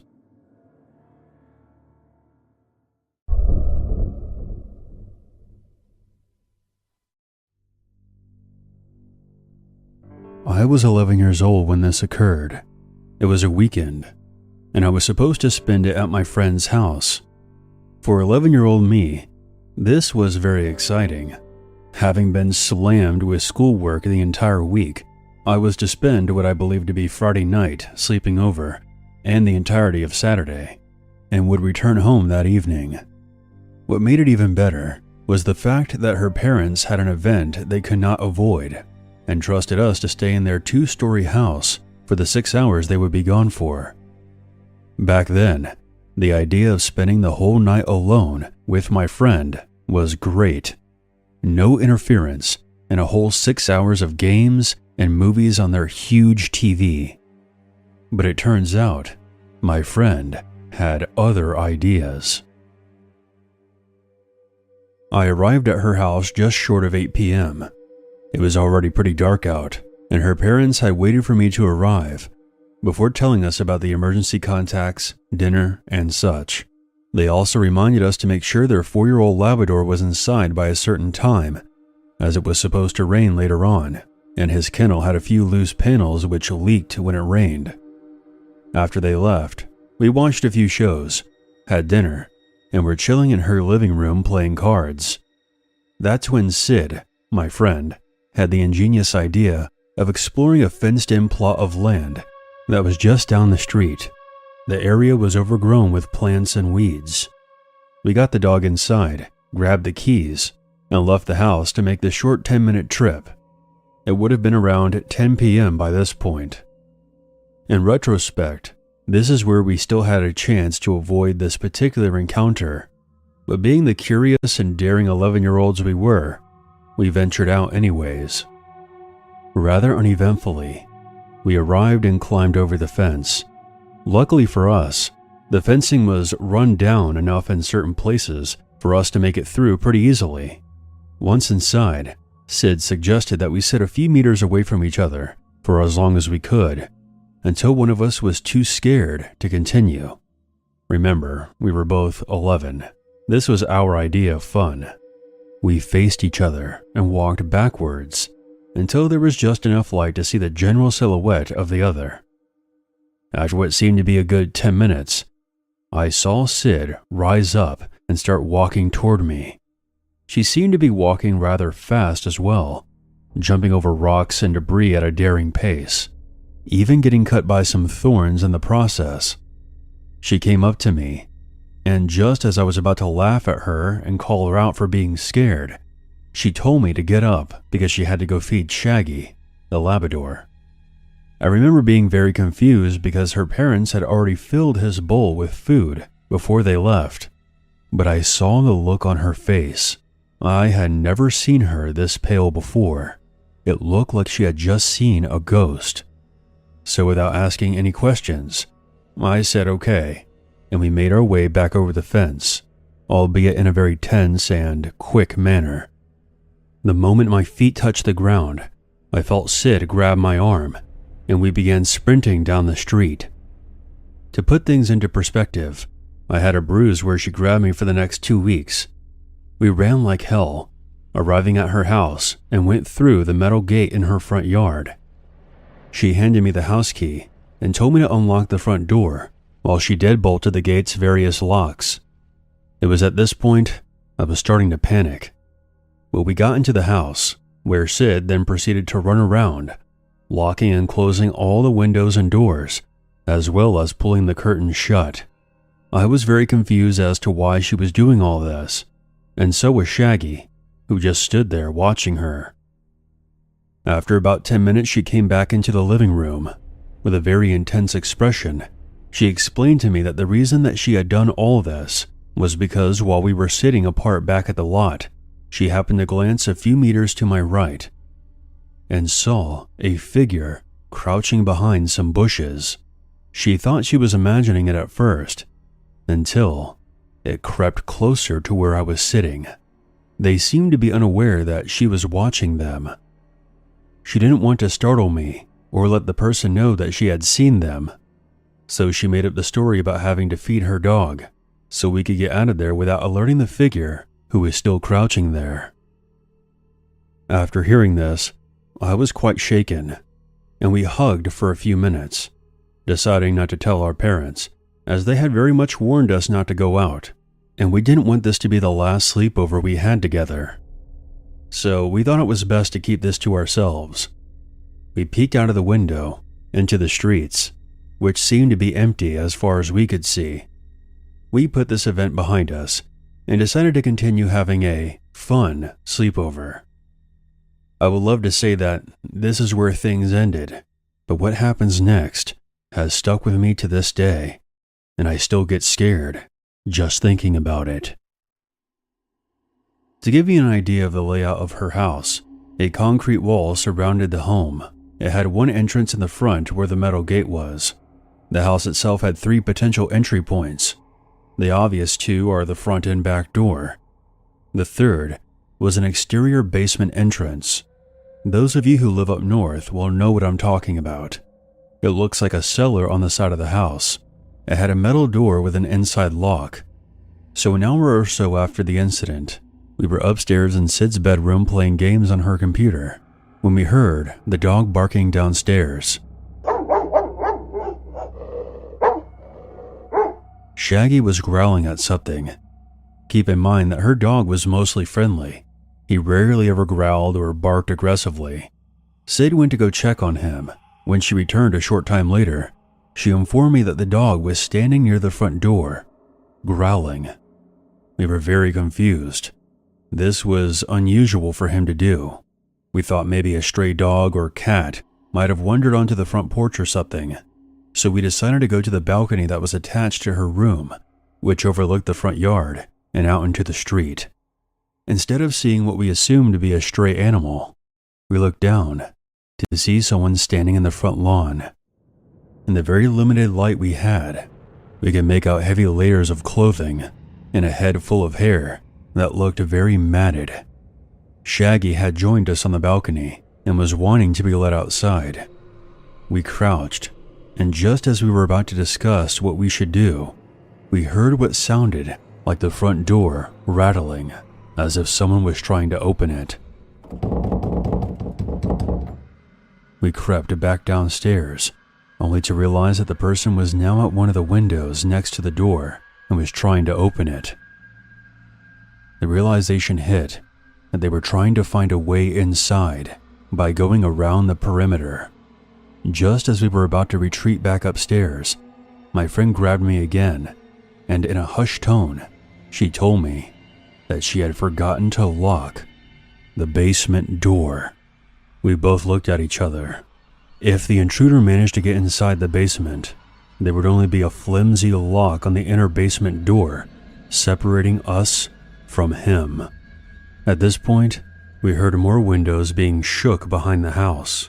We were lucky that he had chosen the opposite side of the house from where the exterior basement door was located, but he would eventually reach it. Sid told me to wait in the hallway with Shaggy while she went outside to lock the exterior basement door. She informed me that if she was caught, I was to let the dog loose. We were both terrified, and since we didn't have time to think about it, I stood guard while she left through the front door and ran around to the other side of the house. I could still hear the windows being shaken as the intruder was still looking for an opening. I then heard Sid fumbling with a lock before finally managing to turn the deadbolt. She then quickly ran back inside. Trust me, those few seconds were nerve-wracking. We then shut the front door and locked it, and just as we did, we heard the exterior door rattle harshly. If she had not gone out to lock it when she did, the intruder would have found his way inside. While he tried opening all the other windows, we made our way back upstairs to the balcony. When we looked down, we saw him once again, standing in the front lawn. However, this time, we could see his head was tilted back. It appeared that he was looking right at us. However, we knew that it was too dark for him to be able to spot us. We had turned off all the lights in the bedroom beforehand. He then started laughing.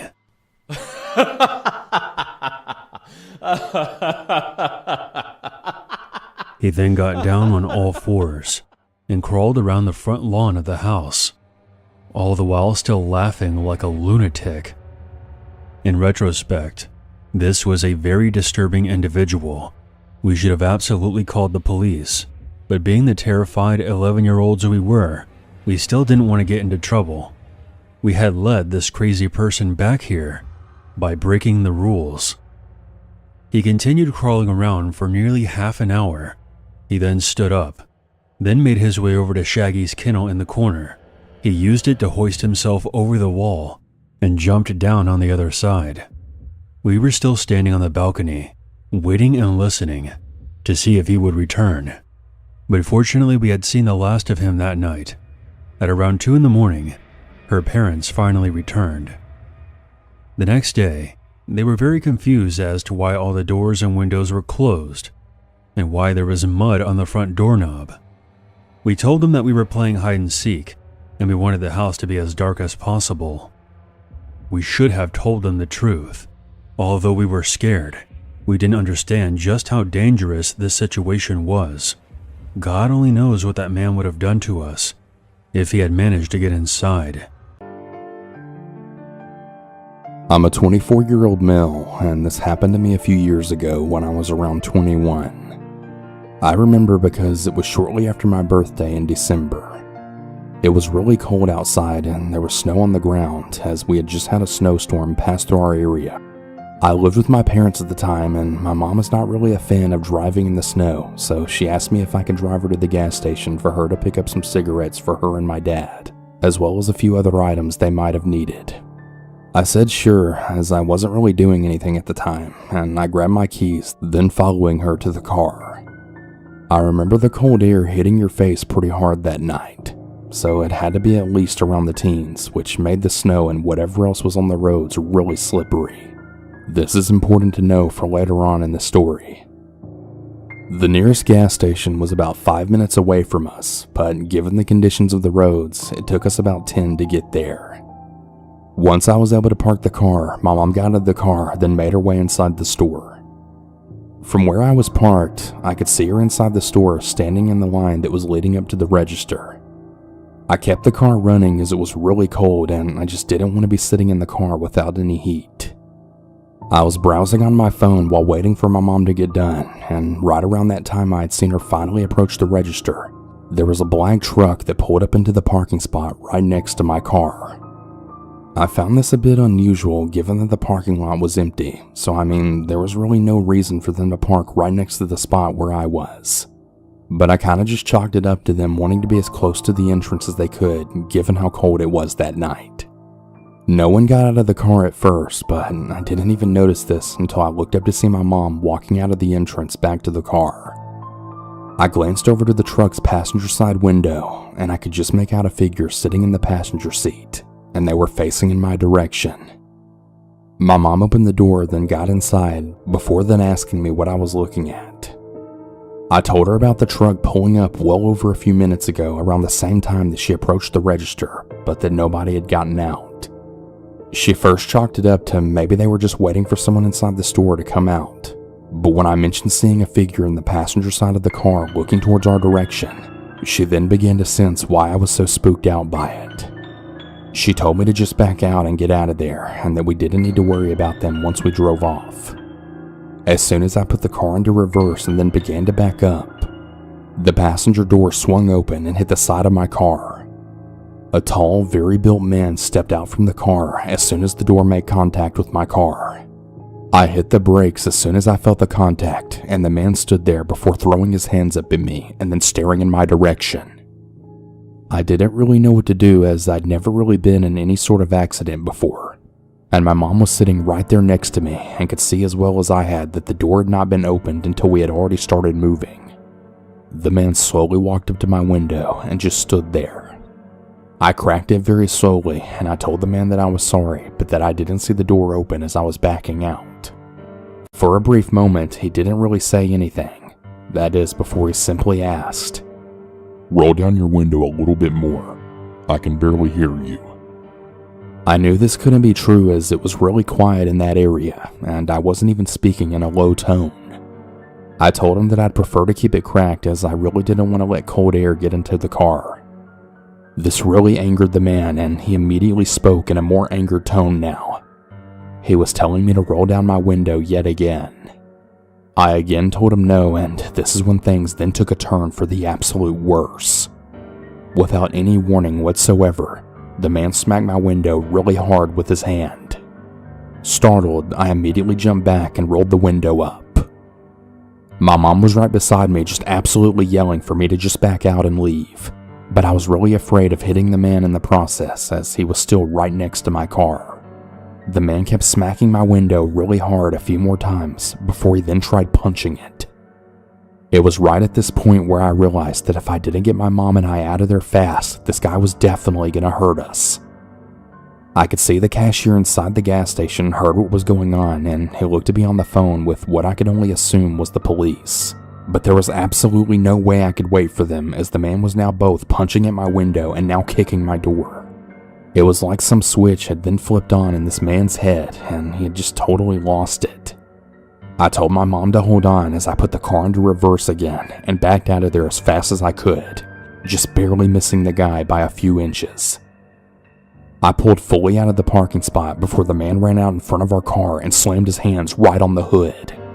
I sat there frozen, not knowing what to do, as the man looked right back at me. I turned the car wheel, then sped around him, trying to avoid him the best that I could before booking it the hell out of there.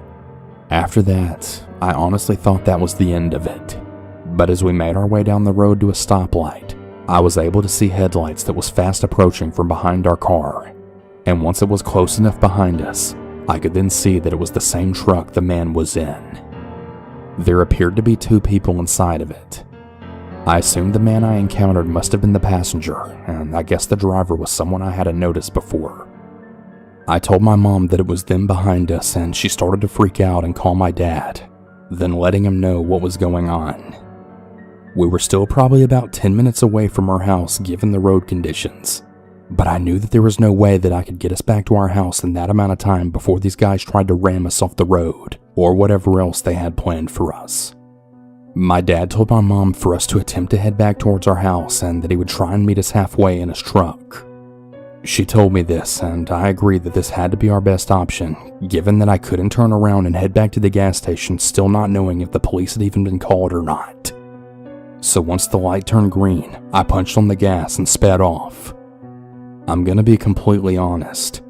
I really wasn't being that cautious of the road at this point, as there really weren't any other cars at this point of the night.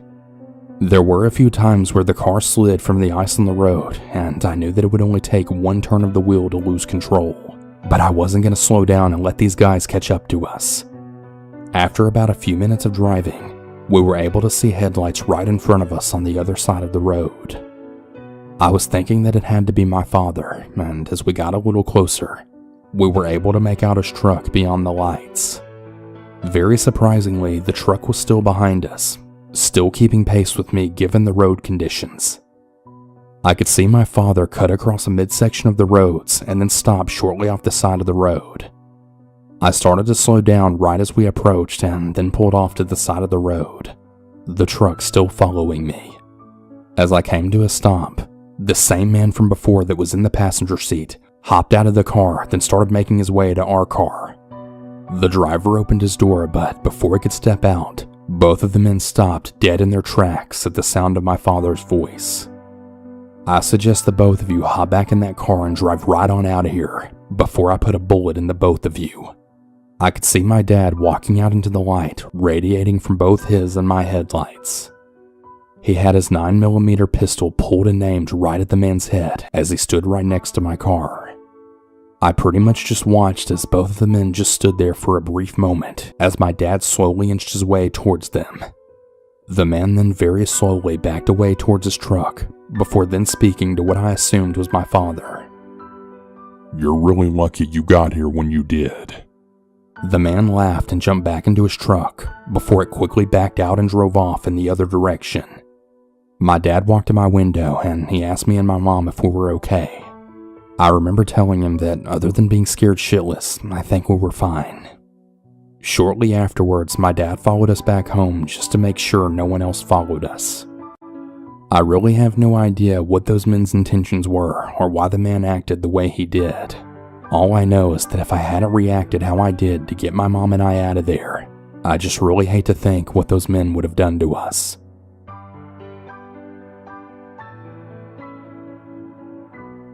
For some context, I'm a 22-year-old female and at the time I was 18 years old. I had moved to the nearest city from my hometown about 2 hours away to go to community college. I was going to get a degree in fine arts. I lived in a relatively really big dorm with 3 other roommates who were also female. The dorms happened to be located in the back of the college near downtown, situated behind a steakhouse, nightclub, and a gas station. The area was sort of in a seedy part of the city, so I tended to be a little cautious whenever I went, especially at night. One of those nights I had been craving some junk foods and I wanted to grab some snacks to eat while I was watching a movie, so I decided to head out to the nearby gas station. I grabbed my keys, my wallet, and then my phone, then told my roommates where I was going. I was really close by, so I was able to walk to it whenever I wanted to. Though I would typically avoid it at night since it really sent off some really creepy vibes. When I finally arrived there, I opened the door, then went inside. It was pretty quiet, save for one guy who was hanging out near the liquor in the back. The girl at the counter seemed to be scrolling through her phone, seeing as she didn't really have much to do. So I went ahead and started looking at things I wanted to buy. Though I gotta say, the closer I got to the back, the more that I could hear this sort of muttering. The guy who I had seen entering the store seemed to just be muttering absolute nonsense to himself. It wasn't that quiet, so I wasn't able to make out what he was saying. I didn't really think too much of it, and I just went back to what I was doing. A few minutes had passed, and as I was still shopping, the dude who I had seen in the back suddenly started yelling now. Just absolutely shouting random incomprehensible things. Every single second that went by, he seemed to get angrier. The man was pacing and he was waving his arms around. I was pretty much just standing there glued to the spot, absolutely terrified of this man. I didn't know what to do and I wasn't sure if this guy was drunk, high, or just crazy. The girl at the cash register seemed to have been alerted to his presence as well. We had made eye contact and she looked just as terrified as I did. We both just watched as this man then ranted, raved, and began to pace around the store. I was unsure if I should call the police or not. I was trying to be quiet as to not alert him of my presence, as I just really didn't know what he was capable of. Another few minutes went by, and this guy then started yelling and screaming until he then walked up to the front, kicked over a few things, then left the store. I watched the guy then disappear right into the night, my heart now hammering in my chest. I had genuinely thought that I was going to get attacked by this crazy man. Thankfully he left though without causing too much damage. I walked up to the poor frightened cashier and paid for my stuff. I also ended up giving her some extra cash because I felt really bad. I mean, I know she wasn't getting paid enough to deal with people like that crazy ass man, so I just wanted to help her out. That's pretty much the end of my story though. I don't know what happened with the man, and I don't know if he ever returned to the gas station, but I'm just really hoping that I don't encounter him again.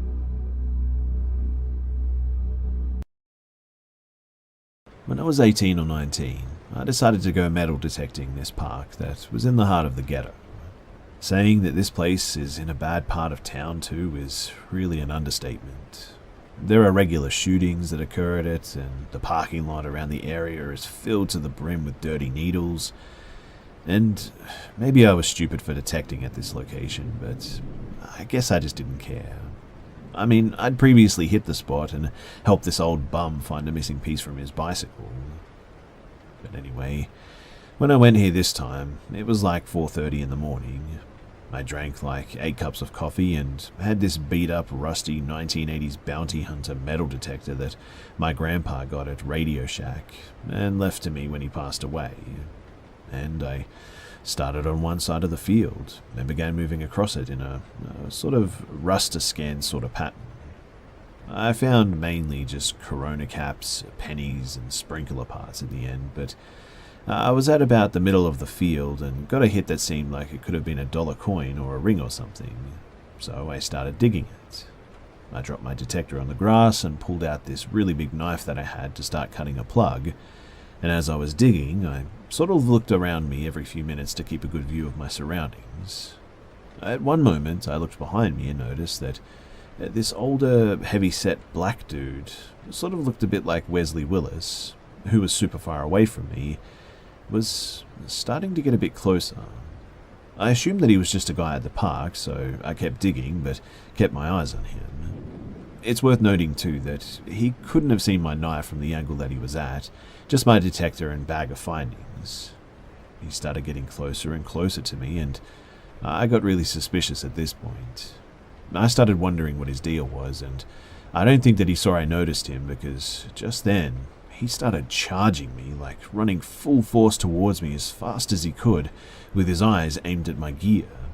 I stood up as fast as I could, and he saw my knife and immediately yelled, "Oh man, I didn't mean any trouble. I'm sorry, man," and then just ran away super fast. To be honest, I was more confused by the situation than startled, I guess, but I still got out of there pretty quickly because that, after a little bit of reflection, could have been a very close call.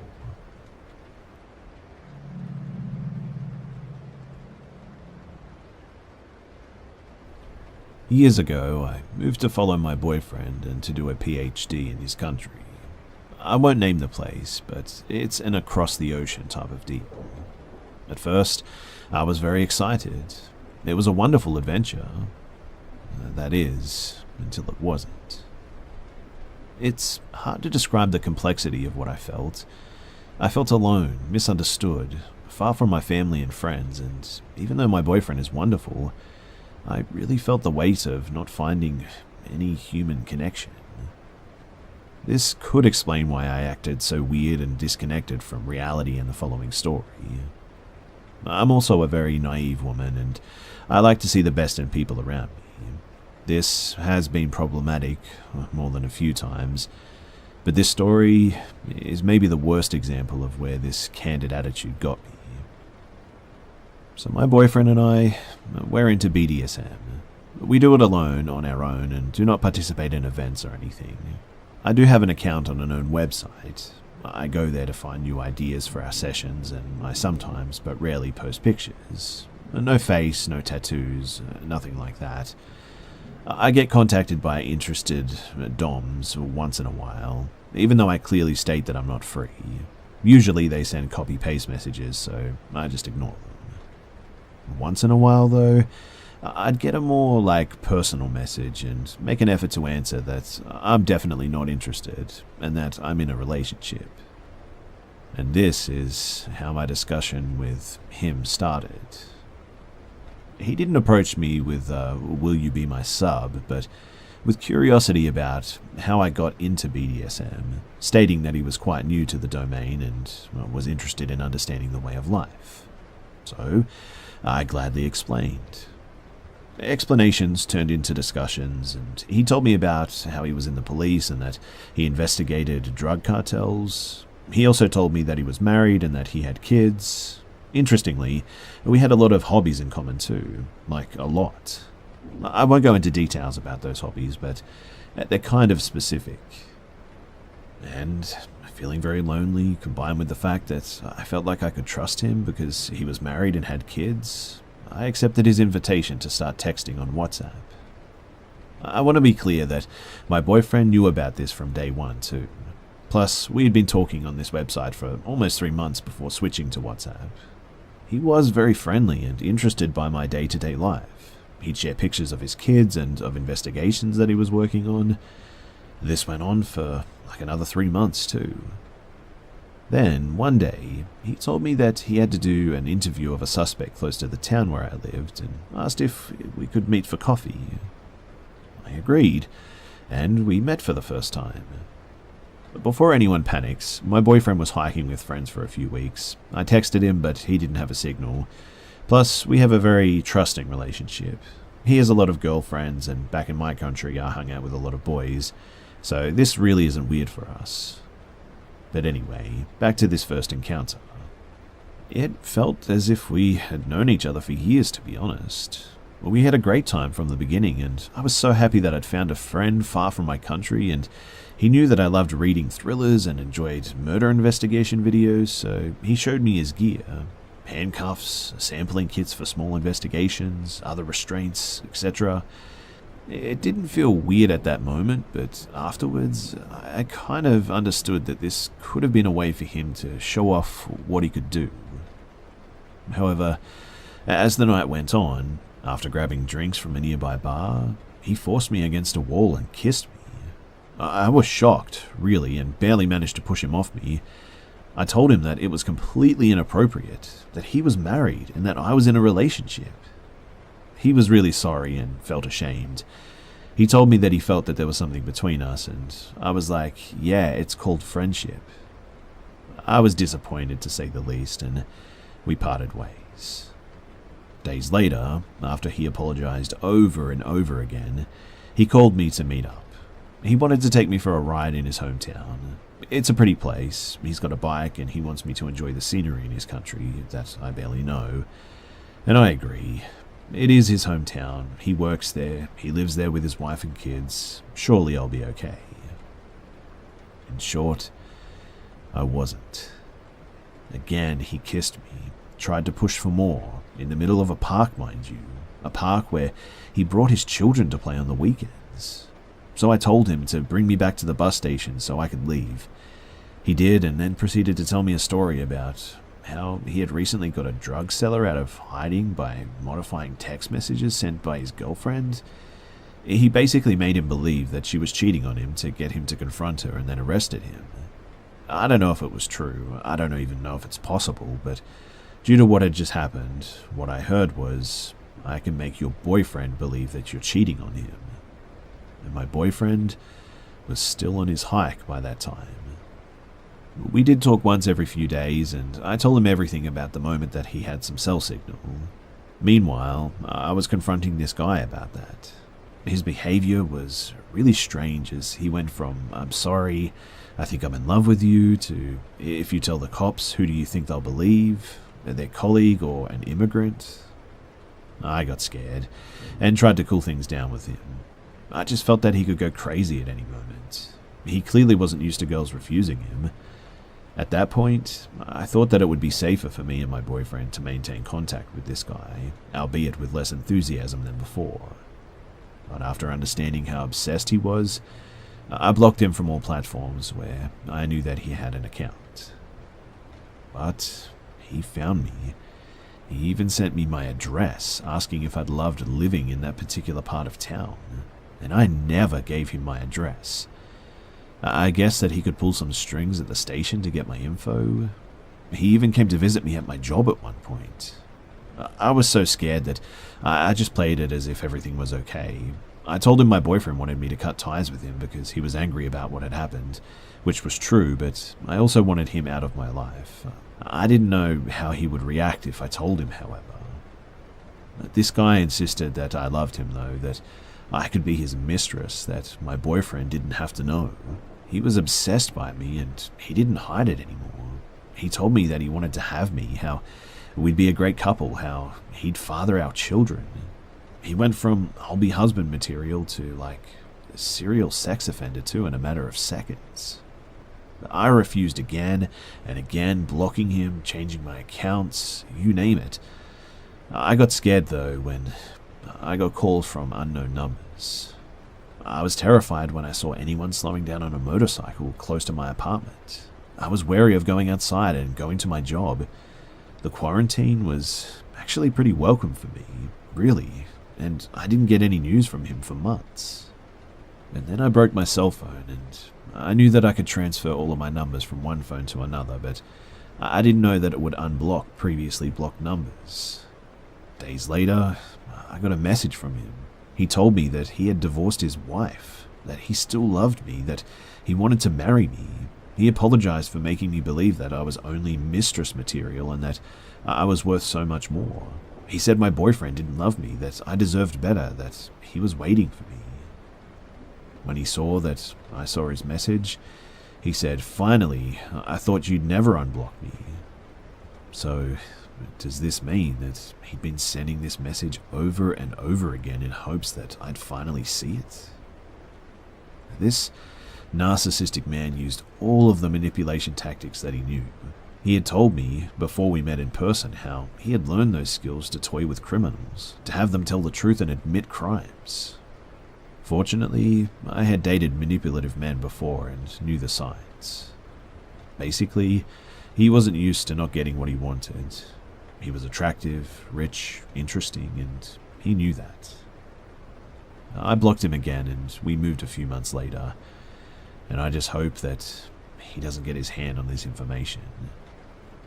I believe that his last move was trying to hack into my Instagram, as I got a notification that someone from his hometown had tried to connect to my account. This obsessed cop who has chased me for over a year now, it's terrifying, to say the least.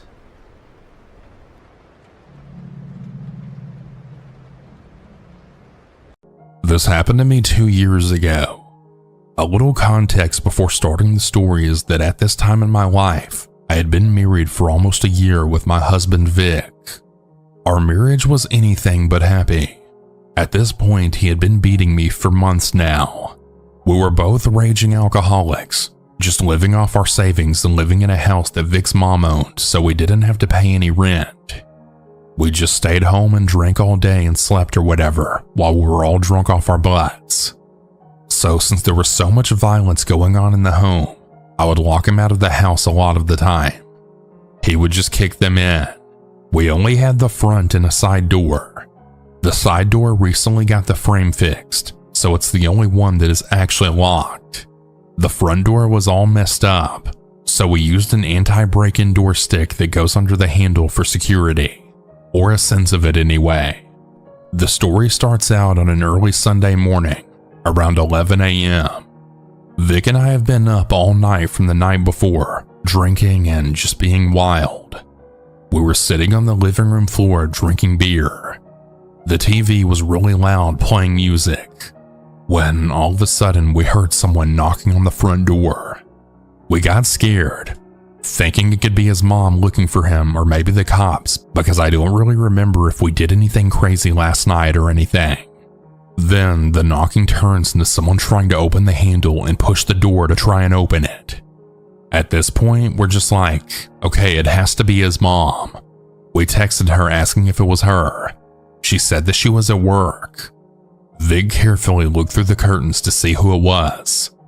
It was some random tall, tan and lanky middle-aged man with brown hair. The town we lived in is super small, and we were born and raised there. We know every single person in town and they know us. I immediately started freaking out, wondering who the hell that man was. I finally looked out the curtain to try and get a picture of him and to see him myself. I was so scared, but as soon as I looked out, he started walking down the porch steps. I told Vic to run and to make sure that he doesn't try to kick in the side door. The guy was nowhere in the front to be seen. I started going around all the windows on every side of the house searching for him, There's no way he got away that fast. I went towards the back of the house in the kitchen and looked out the window. I saw him walking through our backyard and across the alley. The worst part being that Vic's mom's house is across the alley. She wasn't home and she always leaves her garage door open, which leads to a sliding door to get into her home. I was totally freaking out because our son was over at her house with Vic's frail stepdad and teenage sister. We called her and we told her to tell Vic's stepdad to make sure to lock the door. She said that no one could see anyone suspicious, but that the garage was closed now. About 30 minutes passed. I couldn't relax. I was terrified. Why was that man trying to get into our house? My car was out in the driveway, so surely he must have assumed someone was home. Not to mention the loud TV you could probably hear from outside too. I told Vic I wanted to go for a drive to see if we could locate the man and call him into the police as a suspicious person. But I was just scared that he might be watching the house from somewhere, and what if he got in somehow if we left?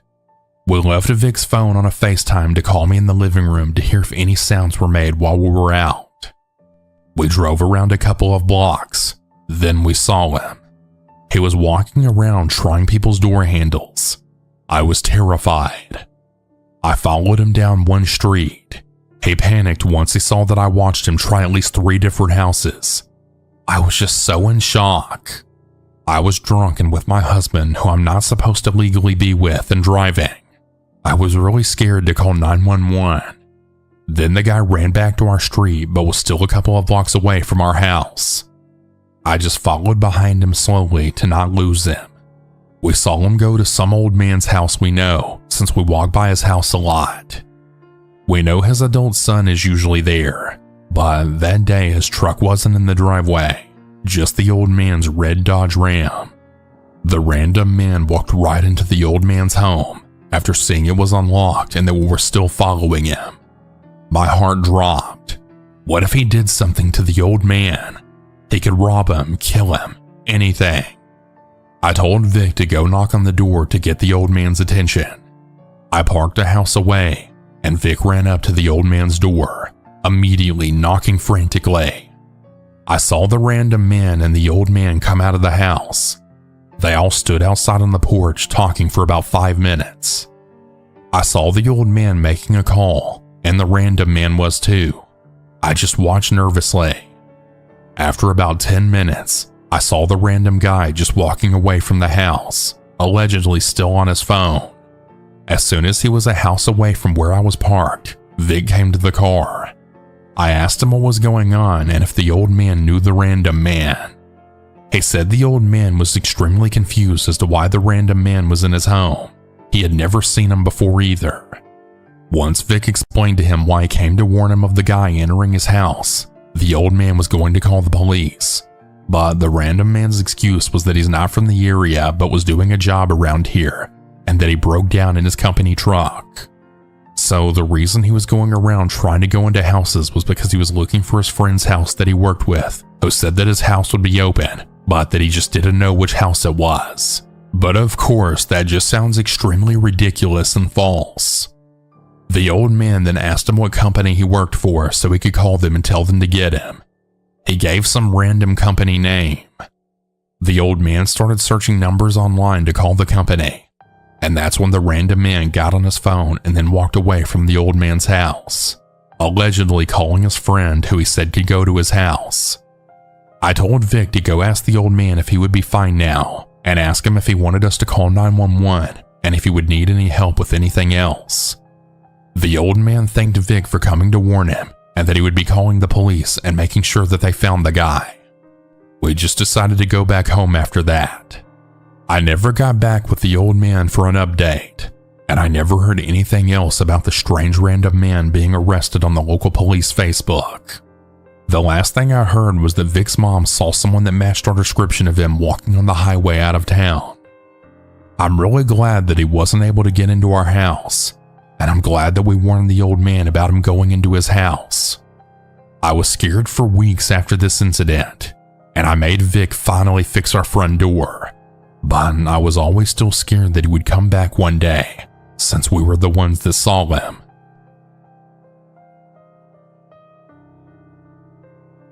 Back in 2019, I was talking to a guy that I had just met through an old job. Being around him was exciting, and I loved all of the adventures we would go on. What I didn't know is that he and his best friend were selling illegal substances from his best friend's house. I never heard of this occurring, nor did they ever do this around me. Fast forward to April 6, 2019. It's around 10:30 p.m. I was 18 years old at the time, and I'm a female. I was sitting upstairs in the game room with my now ex-boyfriend when two guys with blue bandanas around their faces walked inside holding handguns. They asked, "Yo, where's the stuff?" In return, my ex just laughed and asked, "What stuff?" There was an empty shotgun sitting beside one of the two men, and one of them turned around and grabbed it, hitting my ex square in the face. Afterwards, they forced us to go downstairs and lay on our stomachs. I had a guy on me with a knee on my back and one right below my butt, tapping the gun to my head the entire time as they searched the home. They took my phone along with other items throughout the house. They did leave for about 5 minutes before we heard the doors being busted down again and the windows breaking. They came back for round 2. We all fell back to the ground as one of the men stepped on my ex's face where he had been hit, stating that he was lucky he hadn't been shot. They then grabbed even more items and left again. I was able to find my car keys before they came back the second time and kept them with me for the second encounter. After they left, my ex and I ran to my car as quickly as possible and then left for the hospital. By the time we had left the home, we were both covered in blood, and as when laying on the ground, my ex was bleeding horribly from the shotgun wound to his face.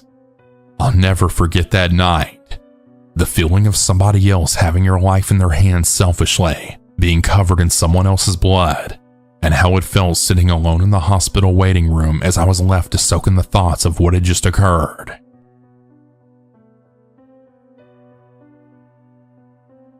This happened back in 2017.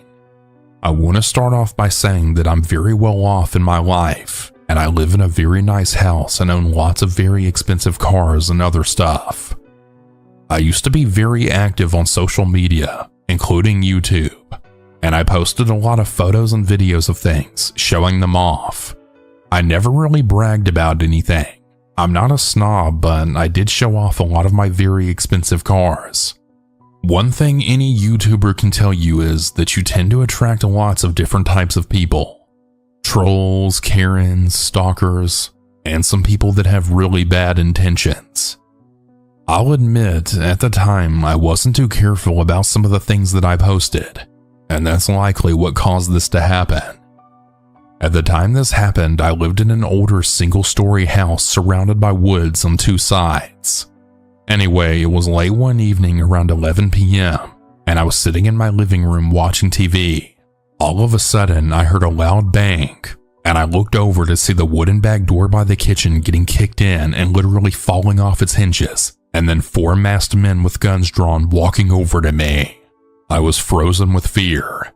"Give us all the keys to your cars," one of them demanded. I didn't need to be told twice. I walked with them to the bedroom where I kept my safe and unlocked it and gave them the keys, feeling utterly defenseless at the time. After I did, I felt a sharp pain on the back of my head. The next thing I remember was waking up and then seeing blood on my carpet. I looked at the clock and it was now 4 a.m. I picked up the phone on my end table and called 911. The sheriff and ambulance took about 35 minutes to arrive because I was so far away from them. While I was in the ambulance getting treated, I had made a report with the sheriff. Strangely, only 2 of my cars had been taken, and they weren't even the most expensive ones. It really made no sense at all. The sheriff said that they might come back some other time, so they would have a deputy watch my house while I was in the hospital. I ended up spending a full day in the hospital with a concussion. One of the men had hit me in the back of the head with their gun, it seems. Later that week, I had a whole new security system installed in my house and a security gate put at the end of my driveway. After that, I was a lot more careful about what I posted online, and a couple of years later, I pretty much stopped using social media completely for many other various reasons. I've also since moved from that house.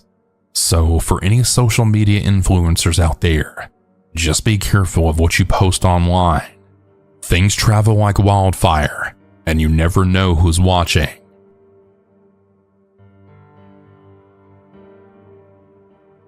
Warning: the following story mentions assault, as well as the deaths of animals. If you don't want to hear dark content like that, please skip to the next one. I'm an 18-year-old man from Scotland, and the story happened just over a year ago in June of 2023. And it isn't the scariest story out there, but it's definitely given me PTSD that will never leave me. I'll have to explain a little bit of background for this to make sense.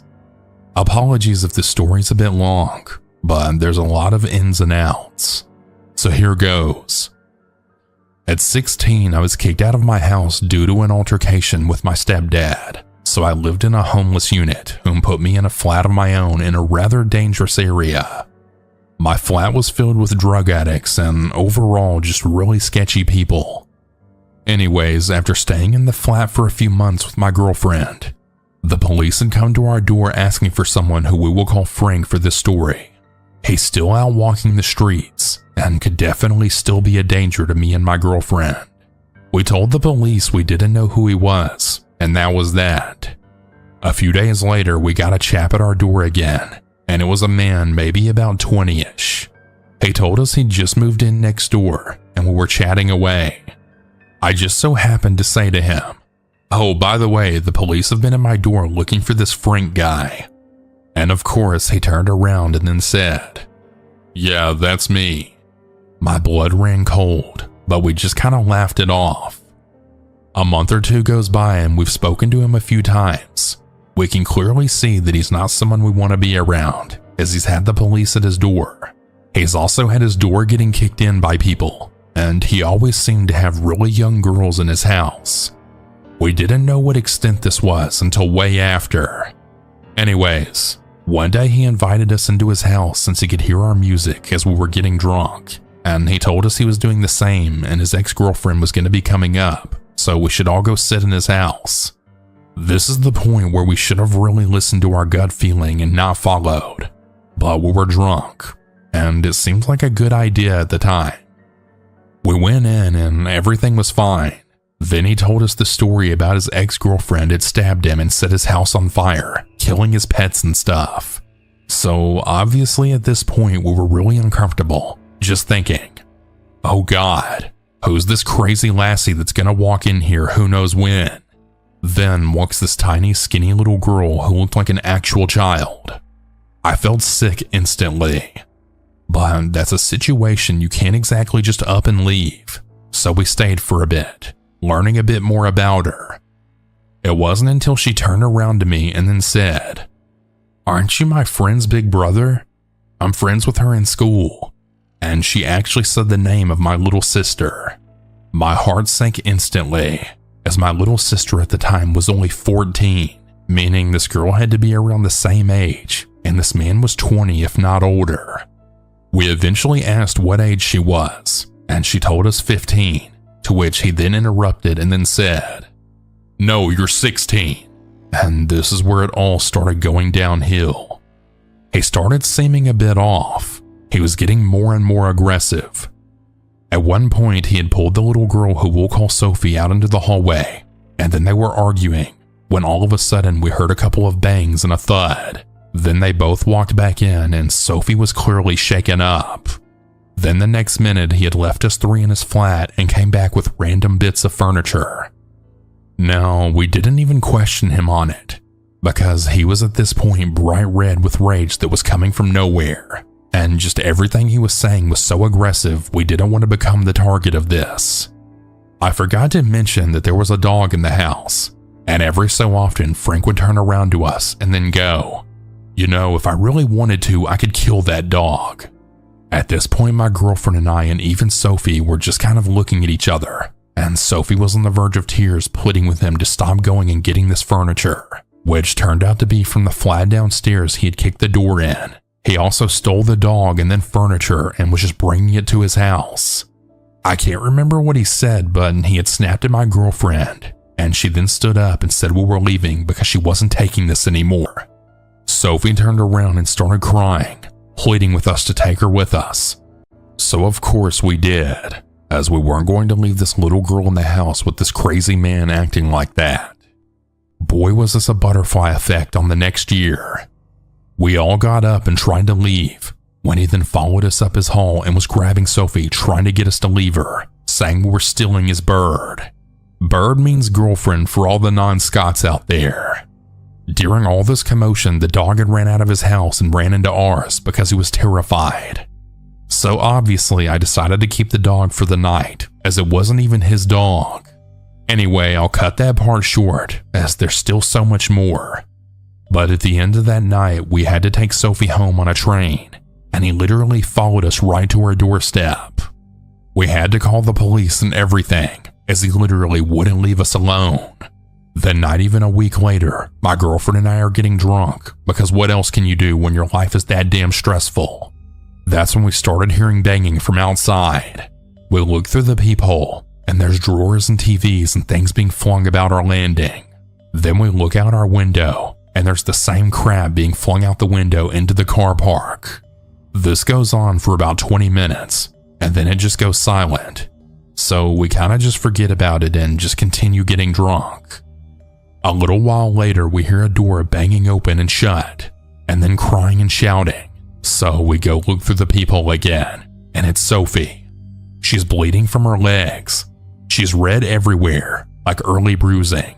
Her bra's halfway out her top, and she only has one shoe on. Then this big man appears who I've seen before, and I know that he stays down below us. He looked like he was on drugs. His pupils were like saucers, and his jaw was swinging. He had no shirt on and was at least in his late 20s. He was grabbing onto Sophie and trying to get her to go back with him. So we flung the door open, and as soon as she saw us, she ran over to my girlfriend and then grabbed onto her, hugging her and sobbing. When I looked at her, she looked at me, and she was mouthing "help me" to me.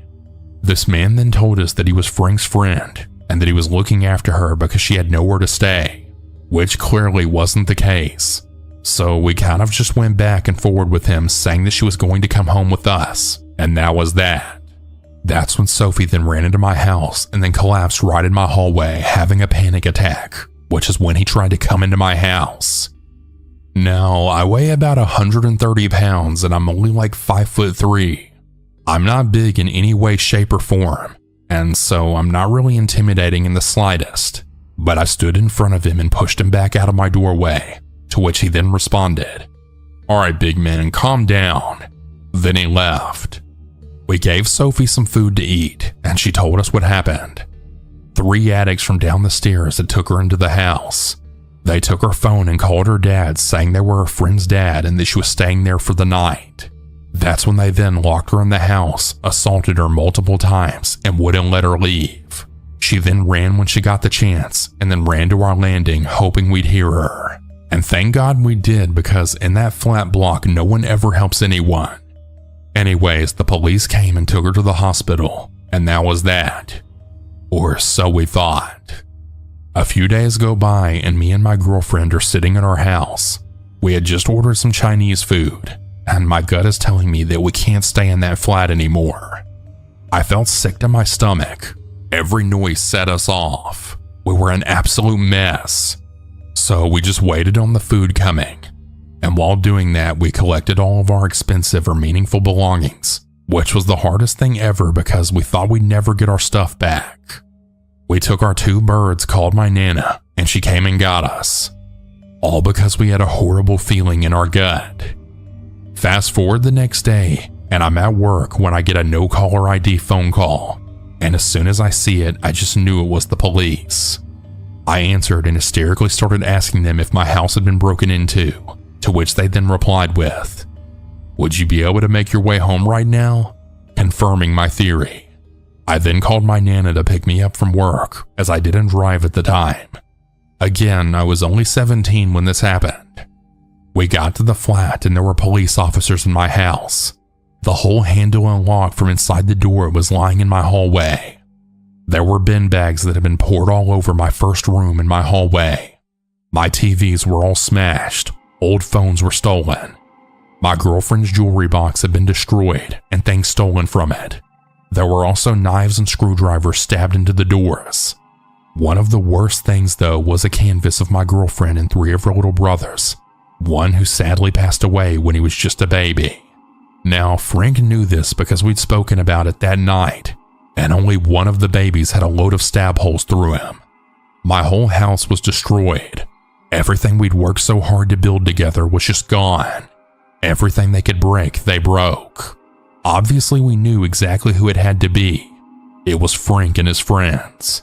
Because 1, the canvas only Frank knew about, and 2, we had just saved Sophie from the other guys who ended up being arrested but let back out. So there you have it. One thing to take away from this story is always, and I mean always, trust your gut. This really worked out for us in the long run, as we now have a much nicer flat in a much nicer area near my family, and we're in so much of a better place. But sadly, we still see Frank around town, as he hangs out about within the same area as us. A constant reminder of exactly what happened and what our own stupid decisions caused.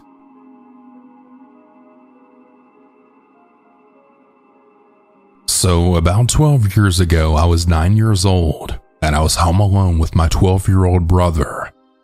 We were supposed to go at my aunt's house to have lunch and wait for my mother there. We always did that because we were too young to stay home alone, according to my mom. We got up at 10:30 a.m., I took a shower, and then my brother.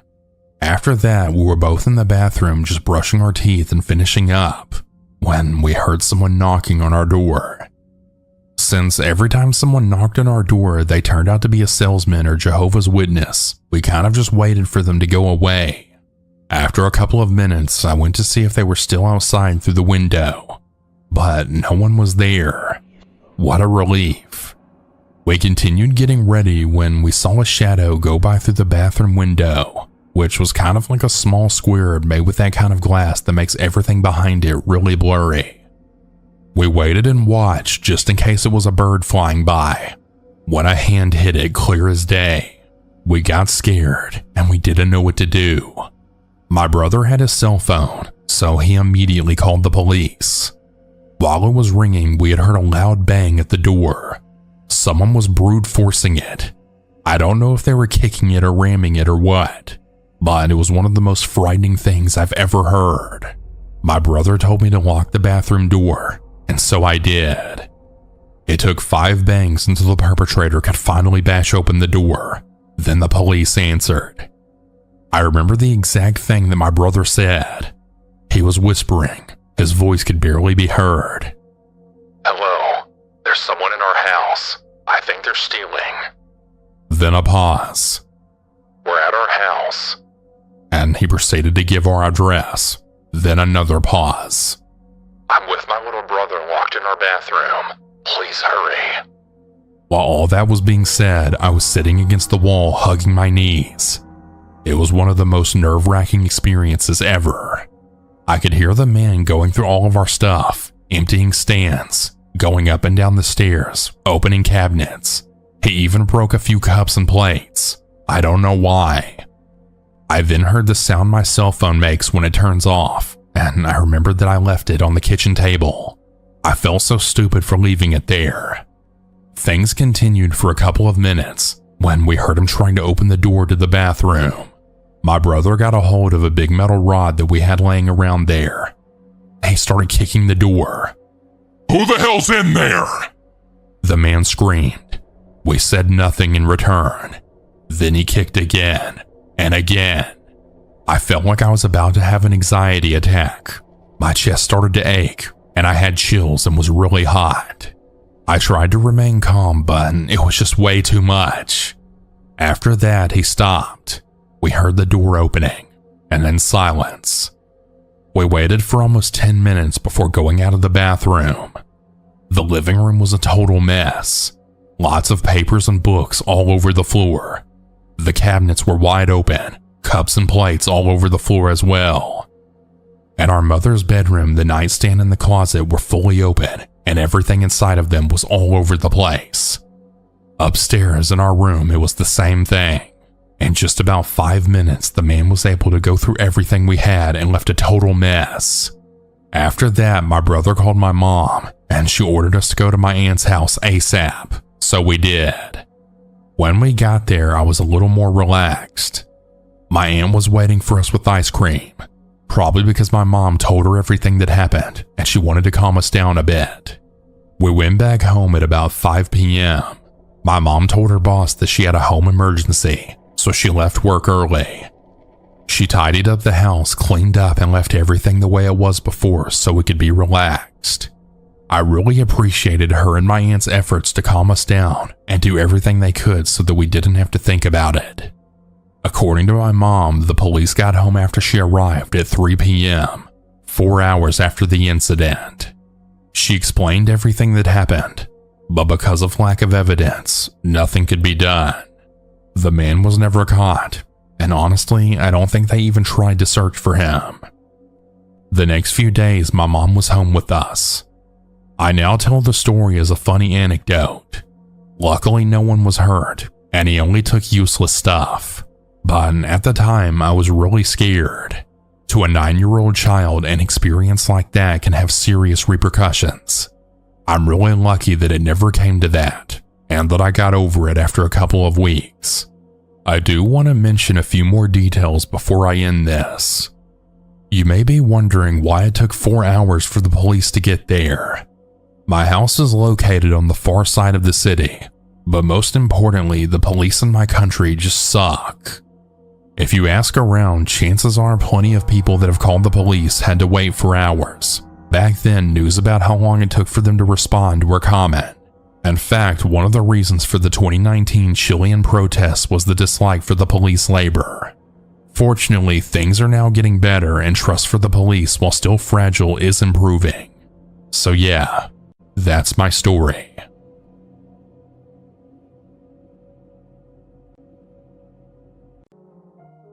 I live in an apartment complex. We've been living here for about a decade. Where we live, there are a lot of stray cats here, and some people have dogs. Some of these dogs chase the cats around, and some of the dogs killed them, and some of them injured them. I'm not blaming the dogs though, it's just nature. I am, however, blaming the bad owners. I'm just saying how most people here do not like cats at all, and that goes for the people in our apartment building. All of them hate cats. We have a grandpa who lives downstairs who swats at them with a fly swatter, hits them, and threatens them. He's an awful guy with 3 children, and their father and the grandma hang around a lot outside, and I often heard the grandma teaching her children to hate the cats as well. Now on the 2nd floor, this is where the evil neighbors reside. On the 2nd floor, there's a back door that leads outside as the 2nd floor is on a hill. We often leave back there at night to give the cats food, and we found it quite difficult to do so in these past months. Now we have to go out back and then walk towards the side of the building to give the cats our leftovers. A few months ago, my dad came in and said how the neighbors are putting spices like paprika, garlic powder, and other spices on their windowsill and air conditioner to hurt the cats if they smell it. I immediately went outside and ripped some dirt off the ground and wiped it off and splashed some water to get rid of the dirt, because obviously if you do that, you're a piece of crap. What's worse is they literally own a cat, so it might be abused.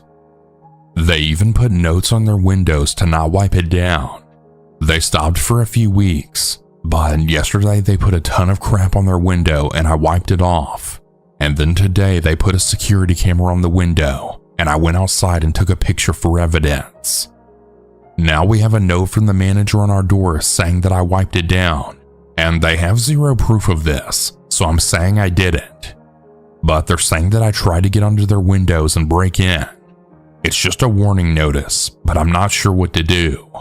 I really love the cats. I grew up with them. But I just don't understand these grown-ass adults having beef with a minor and some cats, seeing as they have their own cat. I would also like to add that the managers are horrible.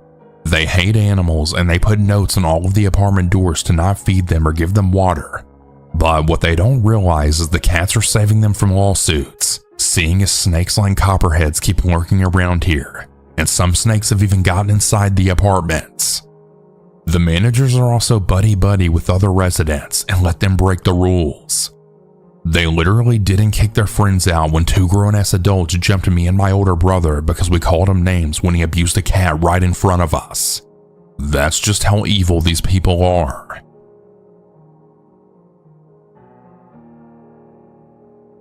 I'm a 25-year-old female, and I got my first apartment about a year ago.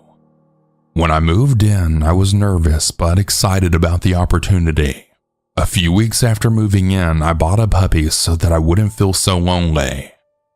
My key broke in my door, so I had to call maintenance to come fix it and let me into my apartment. The maintenance guy was instantly obsessed with my dog, but my dog was immediately afraid of him.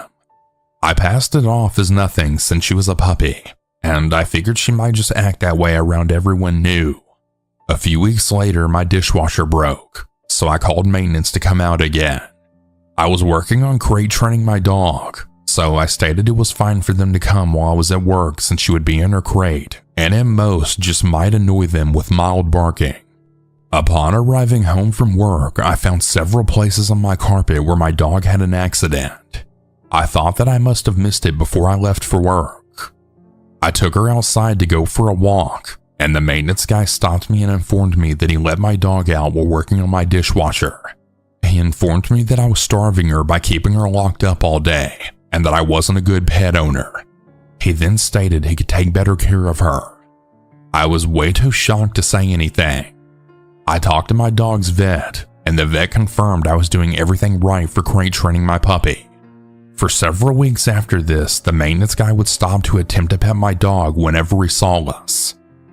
I started taking different routes for walks and began driving to a nearby park to avoid him. This was when I realized my dog didn't react to any other stranger the way she reacted to him, hiding behind me and aggressively barking. He also began making comments about my appearance. I mentioned the occurrences to my parents whenever they visited. My mom thought that I might just be overreacting to living alone for the first time. She walked my dog with me around the complex. The maintenance guy stopped again and proceeded to make a joke about stealing my dog. We got back from the walk, and my mom then stated we were going to go out to buy video cameras for the apartment. After that, things seemed to calm down. Whenever I had maintenance issues, a different guy would come out. My dog would still be uneasy, but wouldn't react aggressively.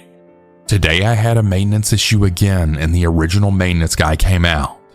My dog once again reacted aggressively. I held her to help calm her down, and she began to relax but still remained on alert. The maintenance guy mentioned that he noticed my family had recently visited, and he then proceeded to ask if they had left. He then started asking me if I was in school or working. I responded by saying I was working. He then asked me how much money I make. I began feeling very uncomfortable, and I laughed off his question by stating that I didn't remember. He wouldn't accept this answer though, and he kept pestering me. I then responded by saying that I'm bad with numbers. He then kept pestering me about how many hours I work. My dog then began barking aggressively at him until he finally left. I honestly feel so creeped out right now. My lease is almost up, so I'm not really sure if I should complain and risk them retaliating by withholding my security deposit.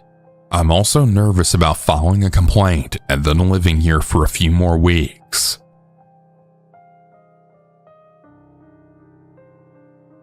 This happened last night. For reference, I'm a 22-year-old female, and my husband is 25 years old. Last night, my husband woke me up at around 11:50 to tell me that someone's been knocking on our door and ringing our apartment doorbell for about 10 minutes on and off. He woke me up so I could possibly ID the person. Once I looked out our upstairs apartment window, I saw the man walking to his car in our apartment parking lot, which was across the street from our unit. He was wearing blue jeans and a gray t-shirt. He was a medium build, possibly a 30-year-old blonde man.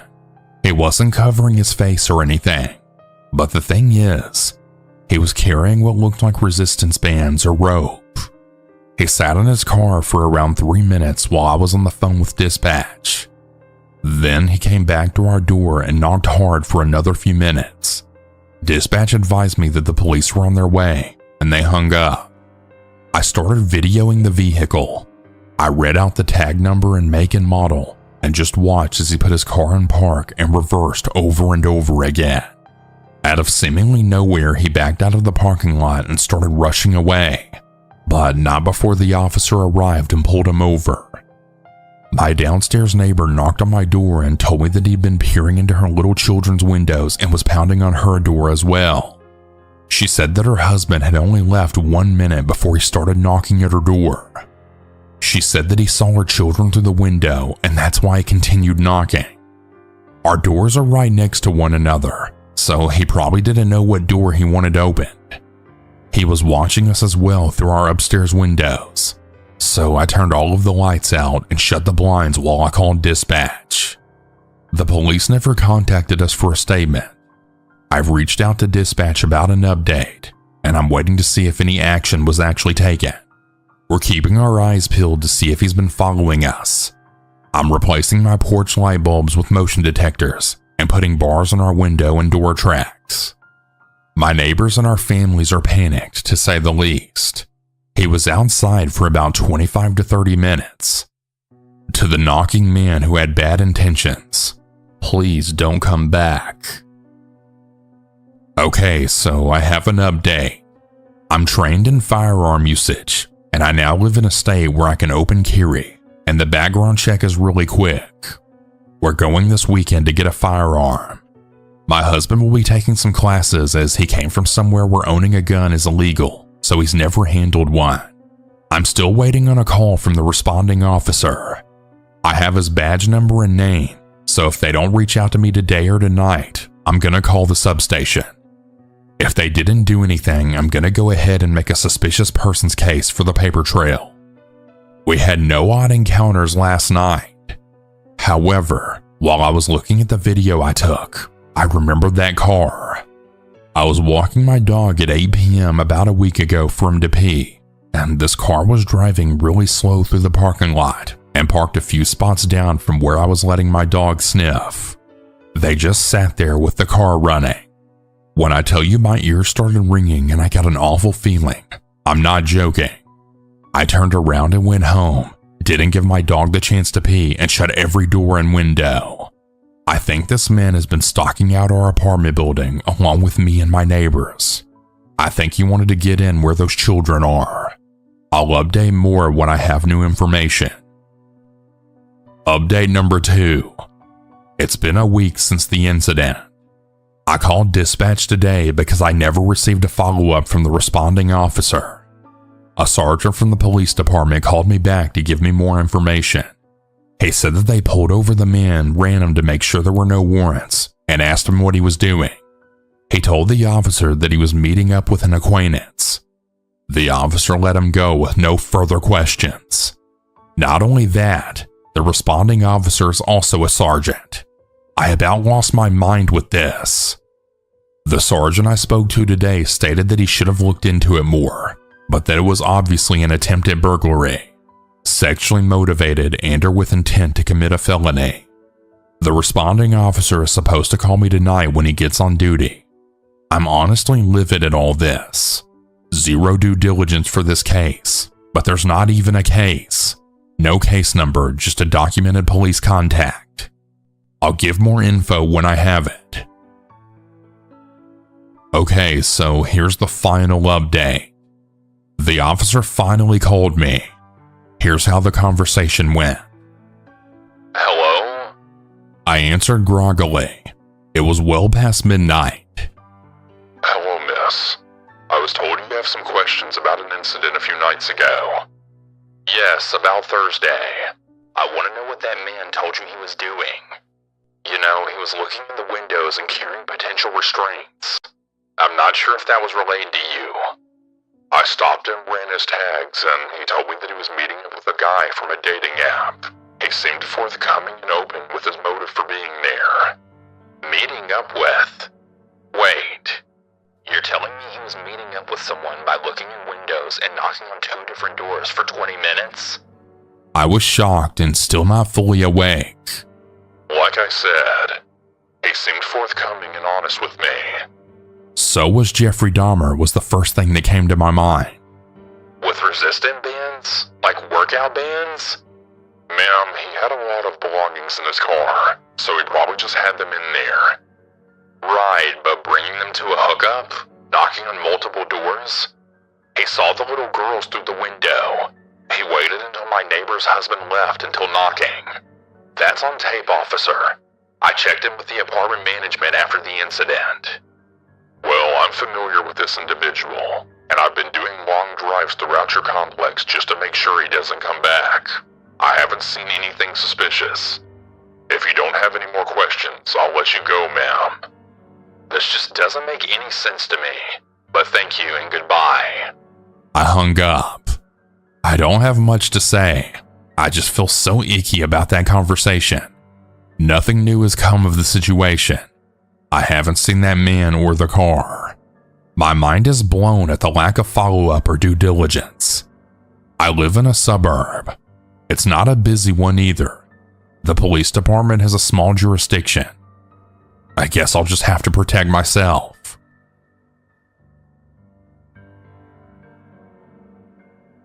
I've lived in the beautiful city of Los Angeles for about 8 years now. My family in the Midwest always asks me, "Isn't there so much crime there? I don't know how you deal with it." But other than getting my car battery stolen a few times and the terrifying incident I'm about to share with y'all, I haven't really encountered much. This occurred in an apartment complex in Hollywood where I was living with 3 roommates about a year before the pandemic hit. For those who haven't been to Hollywood, let me set the scene. Most of it is the complete opposite of the glamorous, celebrity-filled mecca that we're shown in the movies and pop culture. Maybe it really was glamorous at one point, and those remnants can be felt in some places.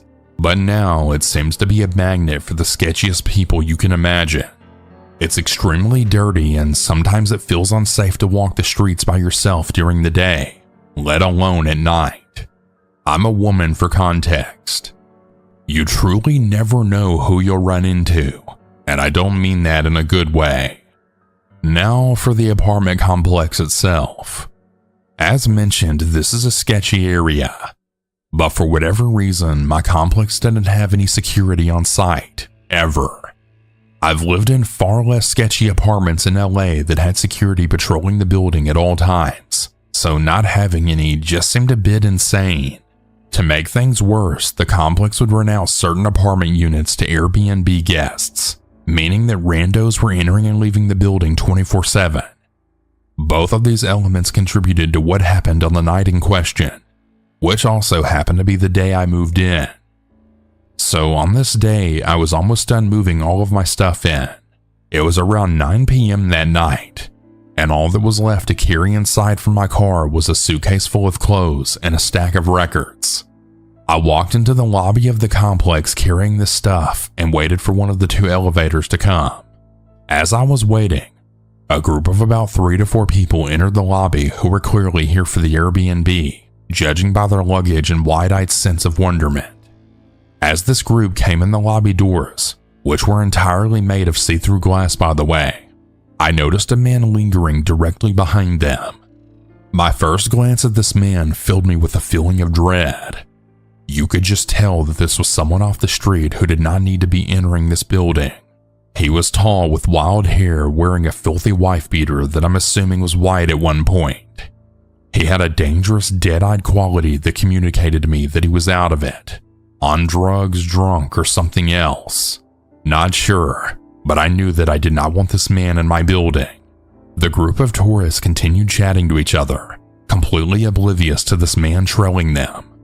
To my dismay, they allowed him to stagger into the lobby right behind them. Now myself, the tourists, and the man are all standing at the front of the elevators, the tourists still seemingly oblivious to how unhinged and potentially dangerous this man seemed. As both of the elevator doors opened at the same time, I scurried into one, and the tourist shuffled into the other. To my absolute horror, the man jumped into my elevator at the last second, and as the doors closed, I realized I was trapped in there alone with him. Now, I'm already a paranoid person who's way too addicted to horror and true crime, so I was freaking out at that point. I was standing as close to the front of the elevator as possible while the man stayed toward the back.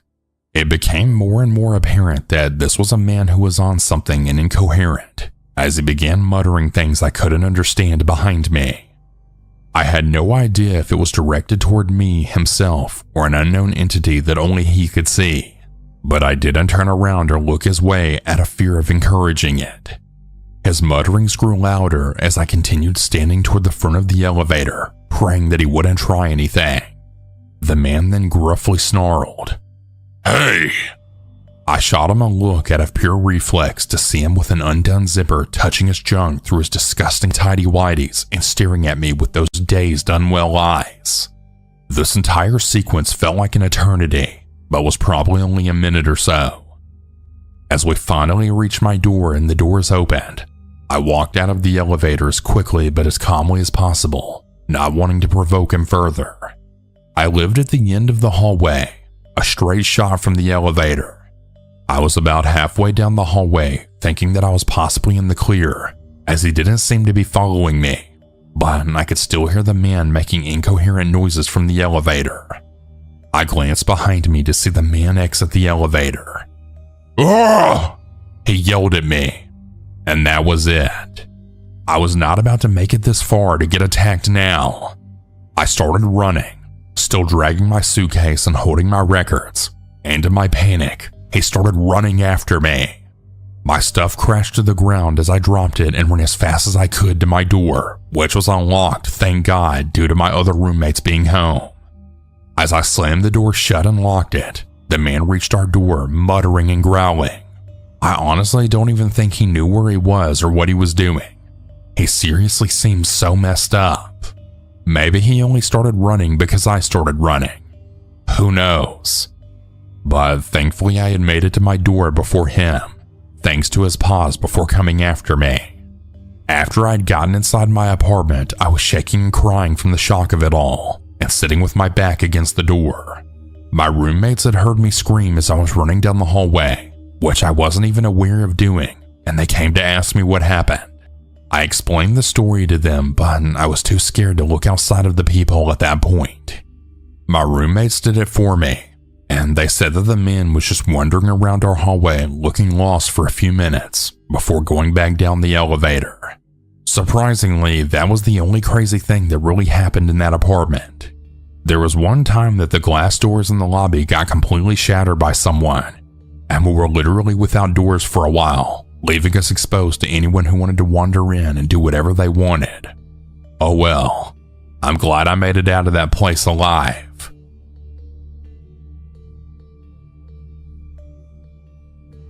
First off, I feel incredibly stupid saying this, but my front door was mistakenly left unlocked. Both myself and my boyfriend thought the other person locked it when we came inside. I almost always double check before bed just to make sure it's locked, but I was running on 3 hours of sleep, and it very unfortunately slipped my mind. That being said, to make things clear, my boyfriend works night, so he's almost always awake during the night and sleeps during the day. I work days, so my sleep schedule is nearly opposite. Every Saturday morning, I load up our 2 baskets of laundry into my car and wash it at my mom's house since she lives close to where I work, and our apartment complex doesn't have a washer or dryer. I specifically do it every Saturday because it's the only day of the week that I get out of work in the morning and have time to do it, so it works out well. I have Sundays off, but I like to stay home that day, and since my mom's house is nearby work, it's not an issue. I called my boyfriend on my way home and chatted with him during my drive, and ended up getting the 2 of us Taco Bell for dinner. He came outside when I arrived home at about 6 p.m. to help me carry everything inside. Like I mentioned, we were both distracted by food and carrying everything that we both just forgot to lock the door upon coming back inside.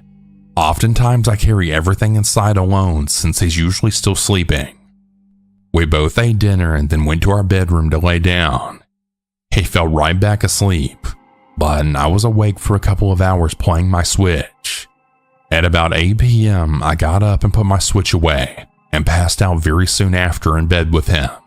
My boyfriend got out of bed approximately an hour or two after I fell asleep and then went into our computer room so he could play some games himself. I have no idea how I slept through all of this, but it's so horrifying to think about. He said he heard a small knock on our door, and then immediately a man walked into our front door and living room. The computer room where my boyfriend was sitting is directly down the hallway from the living room, so he stood up out of his chair and started walking toward the man, and then loudly said, "Hey man, what the hell are you doing? Who the hell are you?" Meanwhile, I'm asleep in the bedroom right off that same hallway that he was walking down to get into the living room and front door area. I very vaguely remember hearing him say, "What the hell are you doing?" But I thought he was just talking to our cat, so I passed right back out. My boyfriend said the guy was wearing a face mask that was pulled down, and he was stumbling over his words and said something along the lines of, "I'm supposed to be here? They said just knock and come in." And my boyfriend told him to get the hell out and that he had the wrong place. And the guy then backed off into the hallway out of our apartment complex. The guy said something like, "They told me room number 350 or something like that, but I couldn't find it. They wouldn't give me an exact address." My boyfriend then threatened to call the police if he didn't leave, and thank God he actually left. Personally, I think he should have called the police anyways, but I'm not really sure what good it would have done at this point. I know I'm probably being completely paranoid, but I keep thinking about what if this man thought I was home alone, since my boyfriend used to work every Saturday night until recently. Our curtains in the bedroom were cracked, and he could have seen me sleeping in bed and thought I was alone. The way he was stumbling over his words trying to come up with a reason that he walked into our apartment does not sit right with me at all, especially since he said they wouldn't give him an exact address. Then why would he have gone directly to our door? My boyfriend didn't hear him trying random doors or jiggling our neighbors' handles to see if they were unlocked, so it seems as if he went directly to our door. What if he knows my routine? I know he could have been genuinely telling the truth and was supposed to meet up with someone, but the whole thing has me so freaked out. How am I not going to overthink this in today's world as a woman? What if he didn't even knock, but my boyfriend just thought he did and it matched his story? I just keep thinking about what if my boyfriend wasn't home? I would have slept right through this man opening our door. Who knows what he could have done? I like to think I'm normally very cautious, but I'm definitely going to only load up my laundry in my car when it's light outside, even if that means loading it up the day before. I feel so unsafe, and I'll be talking to my landlord about this. I know there's nothing he can do about it, but I would really feel wrong not making him at least aware of the situation in case it happens to someone else. Does anyone have any advice or precautions that I should take? I just want to know if there's any red flags someone else might think of that I haven't. Of course, now I'll be checking 10 times per day if my damn door is locked, and I'll likely not be able to sleep without a weapon near me.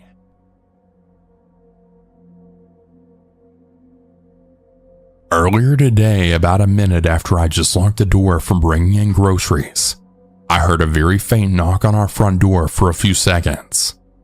I approached it to see who the hell was there, and I heard the bottom lock unlock itself and the knob twist, but the deadlock kept the door in place.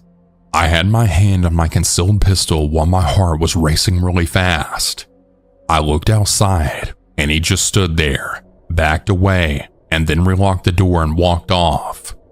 The person I saw was the same maintenance man who's been coming to our place the past month to do work, but every time he showed up it would be uninvited, and he would never stop knocking, as well as stand outside the apartment for up to 15 minutes once until confronted. And when I told him that he couldn't just show up uninvited with zero notice, he smirked. Yesterday, my mom caught him staring at her for an uncomfortable length of time while she was doing some car cleaning. Just freaking why? This guy has been giving me massive creep vibes from day one, and now unsurprisingly he's trying to break in uninvited.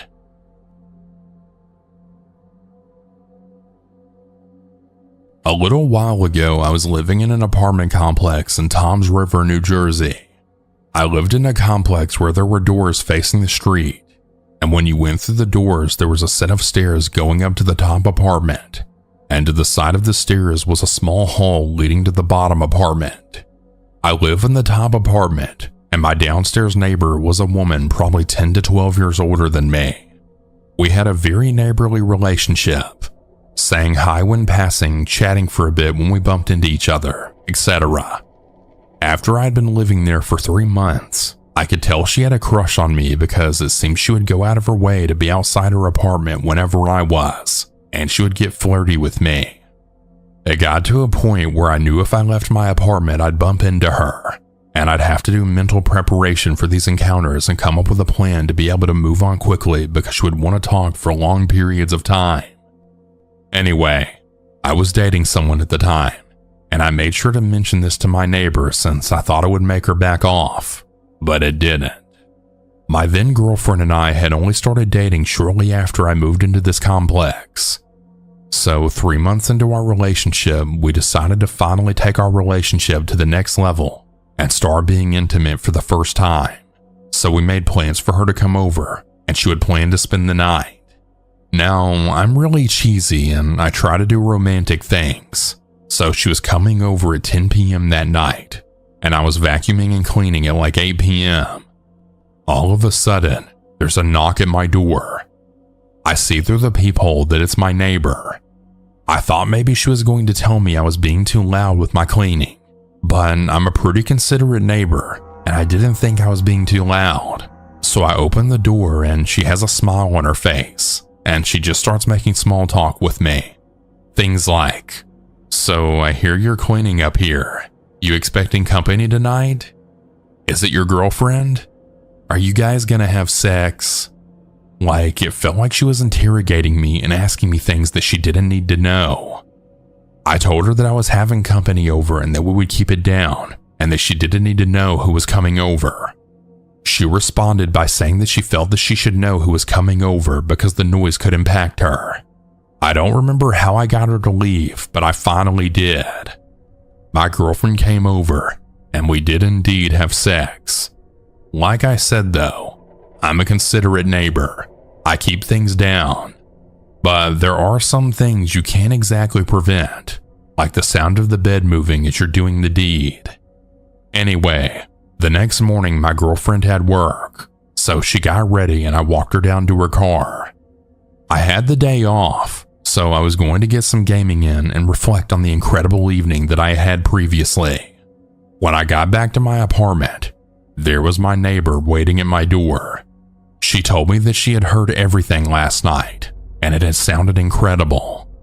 She did not hold back telling me what she was doing to herself while she was listening to me and my girlfriend. She would go as far as to say things like, "At about 11, I heard this noise. I can only imagine she was doing this to you or you were doing this to her." And I was very creeped out. I told her that she needed to stop or else I would have to tell management that she was invading my privacy. Needless to say, my girlfriend and I never did it at my place again unless I knew that my neighbor was out of town. I told my girlfriend all about it and she was furious, understandably.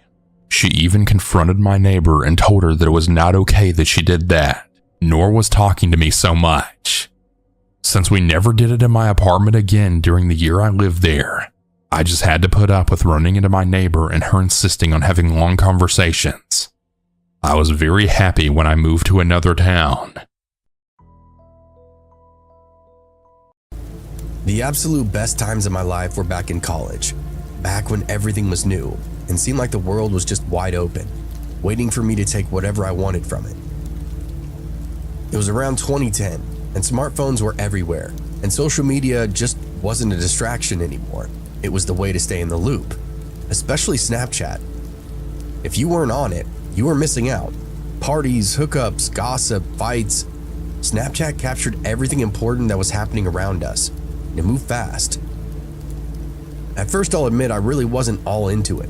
I preferred face-to-face conversations, real interactions, but then, well, everybody was doing it. And if you weren't, you might as well have been invisible. Staying current on campus was only possible through these apps. That's how I met Bobby. I don't know why yet, but I was just drawn to her. Maybe it was because she seemed like she had it all together. Or maybe it was the way she would laugh at the most ridiculous things in class. I started hanging out with her, at first just casually. You know how it goes. Sitting near each other in lectures, then grabbing lunch, and eventually we exchanged Snapchats. After that, everything just kind of escalated. I started seeing her at every party I went to. She was always there with a big group of friends or some guy. I never asked any questions, just stuck inside that friend zone, like it was my safety net. But something shifted, as I started thinking there might be more to this. One night, I worked up the nerve to ask her out. It wasn't a big deal, just something casual, you know? Drinks, maybe a movie afterward. But Bobby, man, she just gave me this weird look, like she was torn between laughing and feeling sorry for me. She told me she wasn't ready. She said she'd just gotten out of something and didn't have it in her to start anything new right now. I pretended like I was fine with it, like it didn't sting at all, and didn't let her see the disappointment on my face. I backed off after that, stopped attending all these parties, and didn't try as hard to sit next to her in class. It's not that I was really bitter or anything, I just felt pointless after all that. After a few weeks, I barely even saw Bobby at all, and when I did, she was a mess. I mean, always looking hungover, or worse. I couldn't figure out what was going on with her, but she'd been avoiding me too, so I didn't really feel like it was my place to ask. One day though, she confronted me, caught me between classes and told me that I'd been acting weird. Asked me why I wasn't coming around anymore.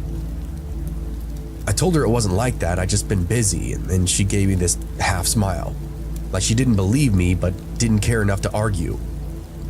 "We should hang out soon," she said. Then with this mischievous grin, she added, "I got a surprise for you." The whole thing just left me feeling uneasy. It definitely wasn't the same Bobby that I got to know, but curiosity had gotten the better of me.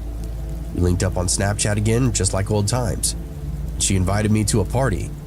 She sent me a snap right after we made plans, a mere shot of her in her underwear. Nothing too revealing, but enough to get my heart racing, my mind wondering where things were going. That Friday when I went to go pick her up from her dorm, I knocked on the door, and I could already hear music playing inside. When Bobby opened up the door, she was in full pregame mode. Her room smelled like a mix of stale beer and something sweet, maybe from the vape that she had in her hand. She greeted me with this drunken smile and a sloppy hug. We sat in her room for a while, downed a couple of beers, and even did a shot of vodka. Bobby seemed to be on another level that night, way more wild than usual. I hoped she wasn't going to black out soon, but I wasn't so sure. After a bit, I suggested we head out before it got too late. She agreed, though she was already wobbling when we got to my car. The drive wasn't that far, just a couple of miles to the party itself, but Bobby kept pulling from a flask in her purse and taking swigs. Halfway there, she popped a pill, just out of nowhere. I wanted to say something to tell her to slow down, but I didn't, and I should have. When we arrived and got to the house, it wasn't the usual crowd. Bobby had told me some of her work friends were throwing the party, and I definitely didn't recognize most of the people there. There were a few familiar faces from campus, but the rest seemed to be her coworkers, restaurant people, by the sound of it. They were a different breed, loud, already drunk, and just super rowdy. I tried to make the best of it, grabbed a drink, and hung out in the corner. Just watched Bobby spiral. She was out of control, stumbling around the house, barely able to even string sentences together. At one point, she started calling me by some other guy's name. Her ex, I kind of figured. The more I tried to help her, the more she pushed me away, yelling and laughing like it was all some kind of big joke.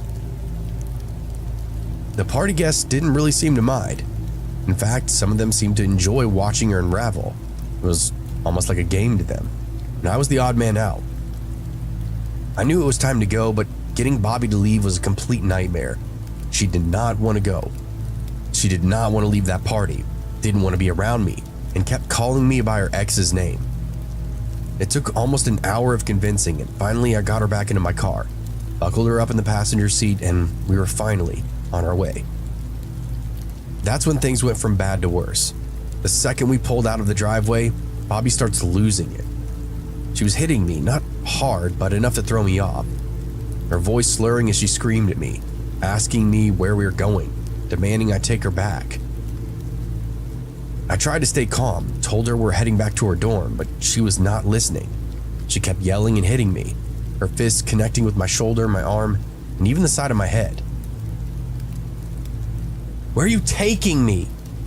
she shrieked, her voice hitting a pitch that made my ears ring. "Home, Bobby," I said through gritted teeth, trying to keep the car steady. "Taking you home." "Liar," she screamed. "You're lying just like him." I didn't even have time to ask her who she meant, because that's when she did the unthinkable. Out of nowhere, she lunges at the steering wheel, grabbing it with both hands and yanking it to the side. The car swerved violently, tires screeching as I fought to regain control. But it was no use. The car jerked one way, then the other before flipping over. I remember the sound of glass shattering, that sensation of weightlessness as the world just spun around me, and then nothing. When I came to, everything was blurry. I had blood in my eyes, on my hands, and I could hear voices in the distance. Muffled, but they were getting closer. I tried to move, but my whole body ached. Slowly, I turned my head and saw Bobby climbing out of the wreckage. She was still drunk, still incoherent, but somehow she was on her feet, staggering towards the flashing lights of the emergency vehicles, waving her arms and shouting. "He was drunk," she slurred, her voice a mix of desperation and almost triumph. "He crashed the car, and he hit me." I couldn't believe what I was hearing. My mind racing, trying to piece everything together, but all I could focus on was the fact that she was just flat out lying. The paramedics and police officers reached the scene, and before I know it, I was being pulled from the car, hands gripping my arms as they checked me for injuries. But the way they looked at me, it was like I was the criminal. "She says you were driving under the influence," one of the officers said, his voice cold and distant, "and that you assaulted her." I tried to speak and tell them what really happened, but the words wouldn't come out. My mouth was dry, my head was spinning. All I could think about was, how is this happening? For the next 45 minutes, I found myself trapped in a nightmare, question after question, accusation after accusation. Nobody believed me, and I guess why would they? Bobby was playing the victim perfectly. Still drunk, but convincing enough. It wasn't until they searched her purse and found that bottle of pills that things slightly start to change. Finally, after what felt like an eternity, they let me go. The charges were dropped, and Bobby, well, I never saw her again after that. I blocked her on all social media, cut ties with anybody that knew her. My car was totaled. The insurance paid out, and it should have been the end of it. Just a bad memory that I could push away, right? But sometimes I still get that feeling like I'm not alone, like somebody's watching me through my phone. And every now and again, I'll get a Snapchat notification from a name that I don't recognize, and I never open it.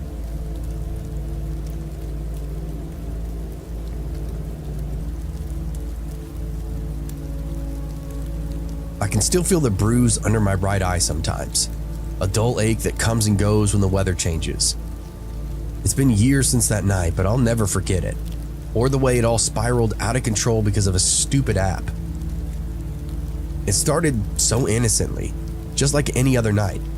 I had the day off, which meant I didn't have to deal with the grind at the movie theater, so when Bryce texted me about a party, I jumped at the chance.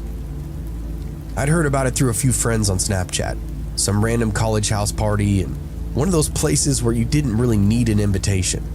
Just enough cash for gas and maybe a pack of beer, if you wanted to show some class. Bryce, Lane, and I were ready to blow off some steam, so we piled up into Bryce's old Civic and headed out. We drove through the maze of identical suburban streets, past rows of split-level homes with their tidy lawns and minivans parked in the driveways. And then, as if by magic, we found it. The house that was absolutely bumping with people and music. You could hear the bass from the car, vibrating the windows as we rolled up. There were groups of college kids spilling out into the yard, drinks in hand, laughter, and shouting over the music. It was the kind of place that you daydream about when you're stuck in some boring lecture, counting down the minutes until the weekend arrived. We find a parking spot, hopefully where nobody would give us a ticket, and then made our way inside. The door was not even locked. It swung open as we approached, almost like the house itself was welcoming us into the chaos.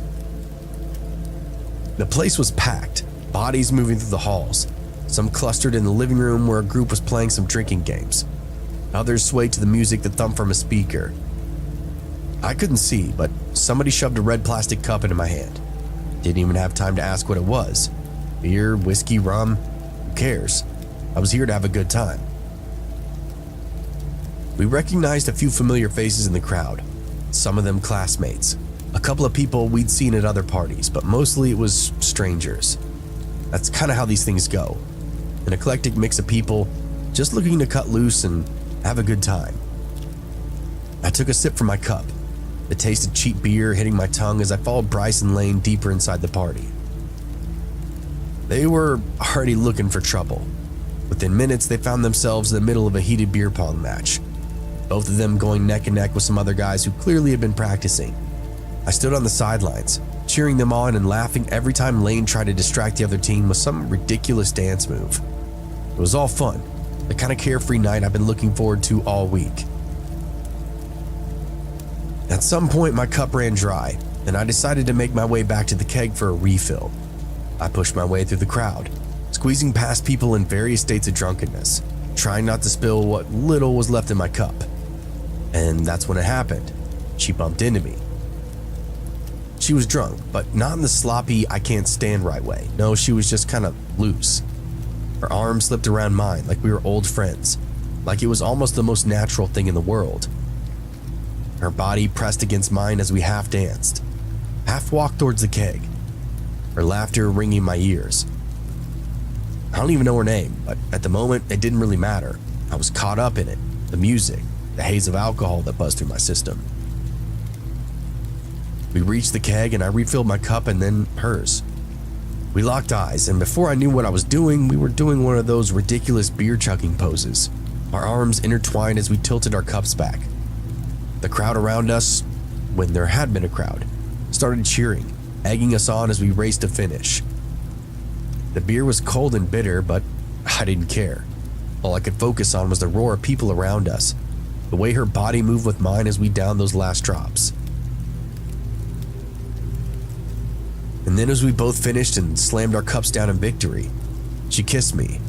It wasn't a shy peck either, it was a full-on right on the mouth, as if we'd known each other forever.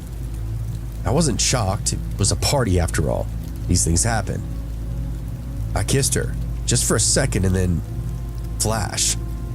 Even through my closed eyes, I saw a burst of light, and when I opened them, I saw the crowd had formed a circle around us, cheering us on. Half of them had their phones out, recording the moment, capturing it forever in these grainy pixels and shaky frames. She pulled away giggling, and before I could say anything, she vanished into the crowd, lost in the sea of faces. I stood there, blinking in the harsh light of all those phones, feeling dazed. But it was fine. It was all just part of the night. I finished my drink and shrugged it off, made my way back to Bryce and Lane.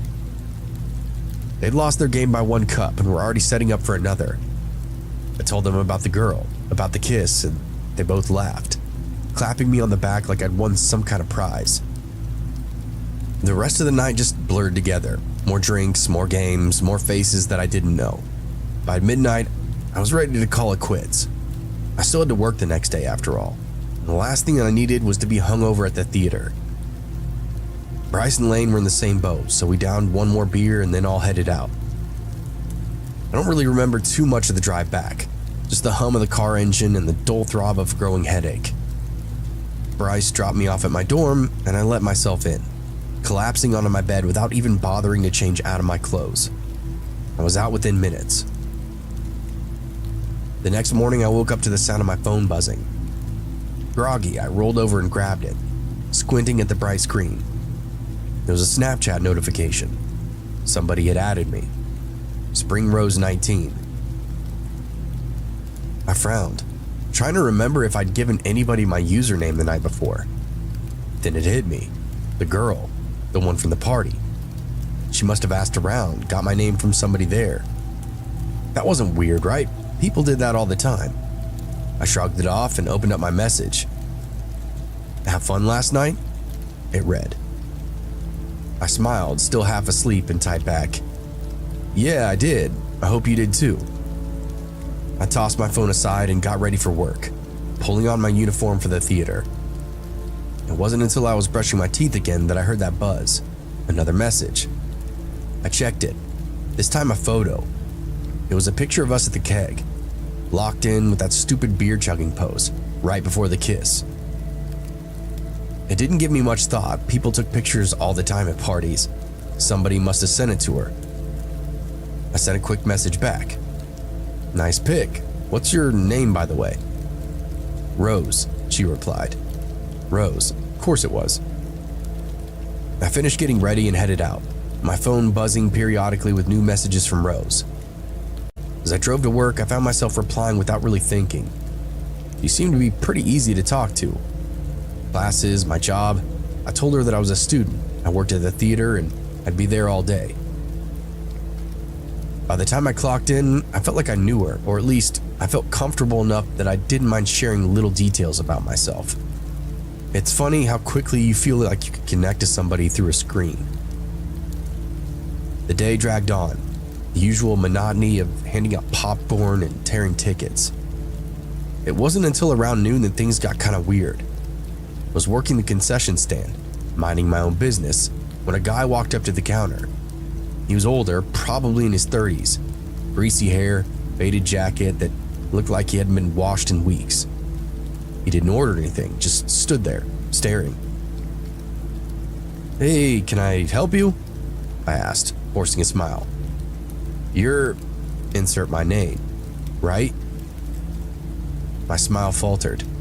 Yeah, do I know you? He didn't answer, just kept staring. His eyes flicked up and down like he was sizing me up. I felt a chill run down my spine. Something was off about him, something I couldn't quite put my finger on. You go to my college, right? He asked. I nodded.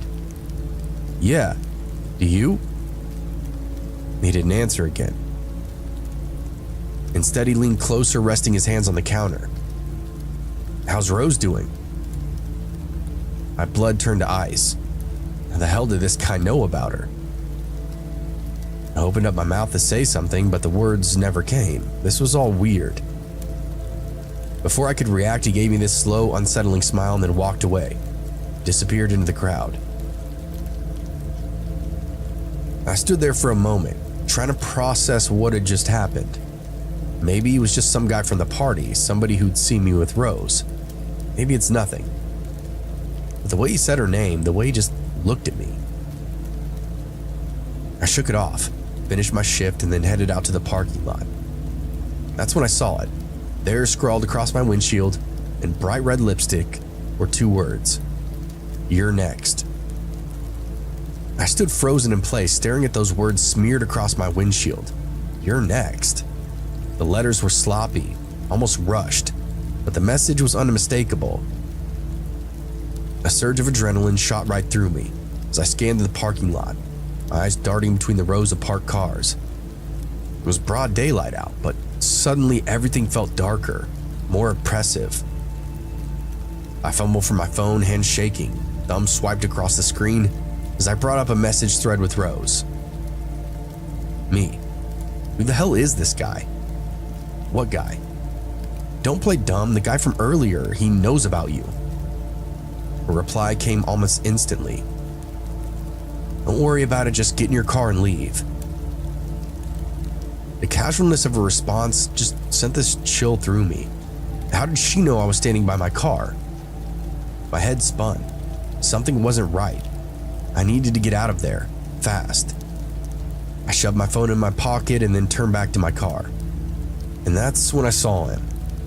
Across the parking lot, standing between two cars, was that same greasy-haired guy from the concession stand. He's much closer now, watching me with those same predatory eyes. His hands were jammed into the pockets of that dirty jacket. He took a step forward. His movements were slow and deliberate, like he had all the time in the world. I quickly unlocked the car, heart racing. Just as I reached for the handle, a voice stopped me. "Hey man, you good?" I looked up to see Bryce jogging over.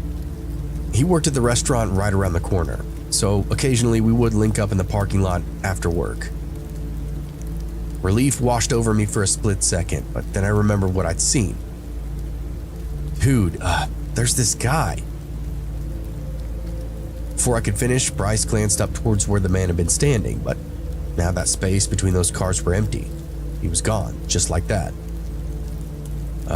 What guy?" Bryce asked. I scanned the parking lot again. He was just right there. He's been following me or something.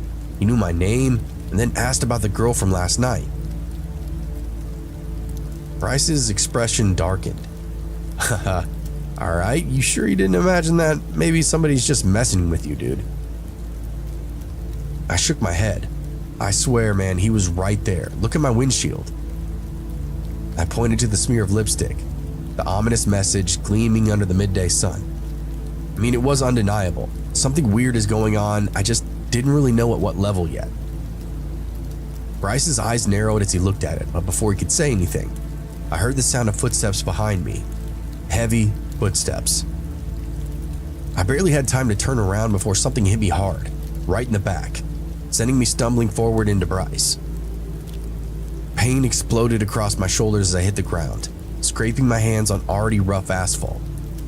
Bryce shouted, but it was far too late. Whatever was about to happen was already in motion. That greasy-haired guy was on me, his breath hot and sour as he grabbed me by the collar of my shirt and yanked me back to my feet. My vision blurred as he slammed me into the back of the car, the impact knocking the wind out of me.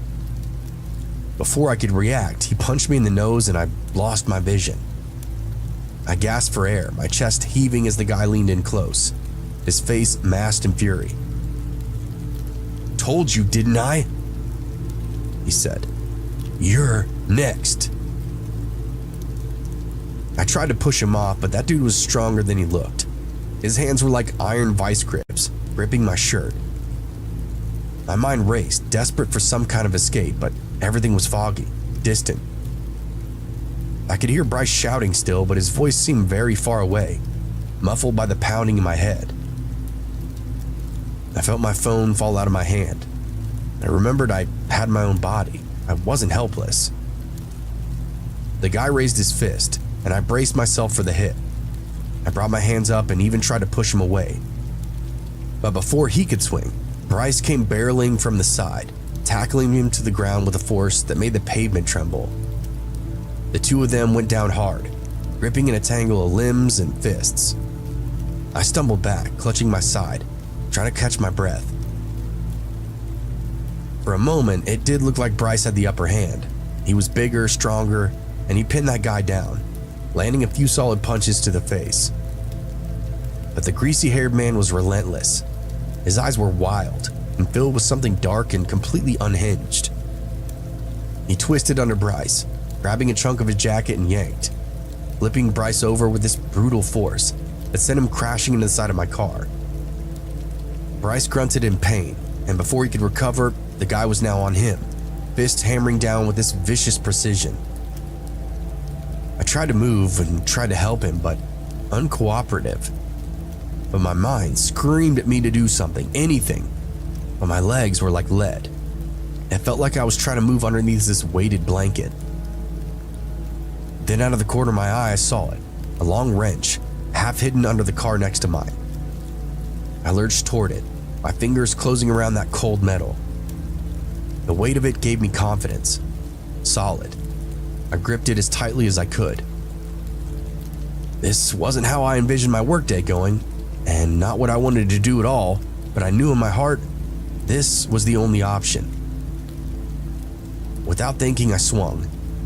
The iron connected with a sickening crack against the back of that guy's head. He froze, his body going rigid for a split second before he crumpled to the ground, now motionless.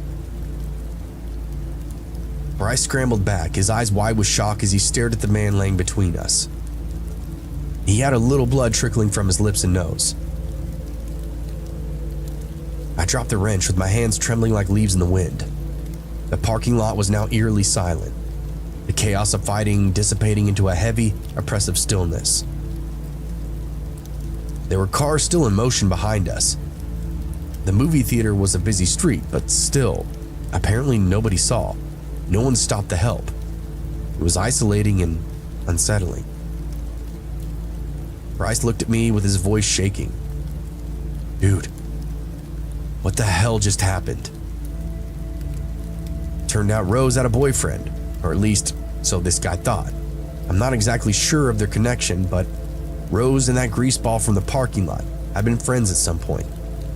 Whatever the relation was, Greaseball fell hard for Rose, who had no interest in dating him. So he stalked her, admired her from afar. When he saw the pictures going round of her and I kissing at the party, he figured out who I was, then reached out to me via Snapchat. The guy just simply lost it, decided he needed to fight for his woman. Bryce and I ended up being alright for the most part. That other guy spent the night in the hospital. Fortunately for me, there wasn't any charges to press. It was essentially his word against ours, as all the phone evidence had been auto-deleted via Snapchat. The police gave me an order of protection. He told the greaseball to keep his distance from me, Bryce, and Rose. And that was that. I took an extended, serious break from all social media, scrubbed all my contacts to make sure everybody was real, and slowly and surely took control of my life again. The lamest part, I never even saw Rose again. Never even heard from her, not even once.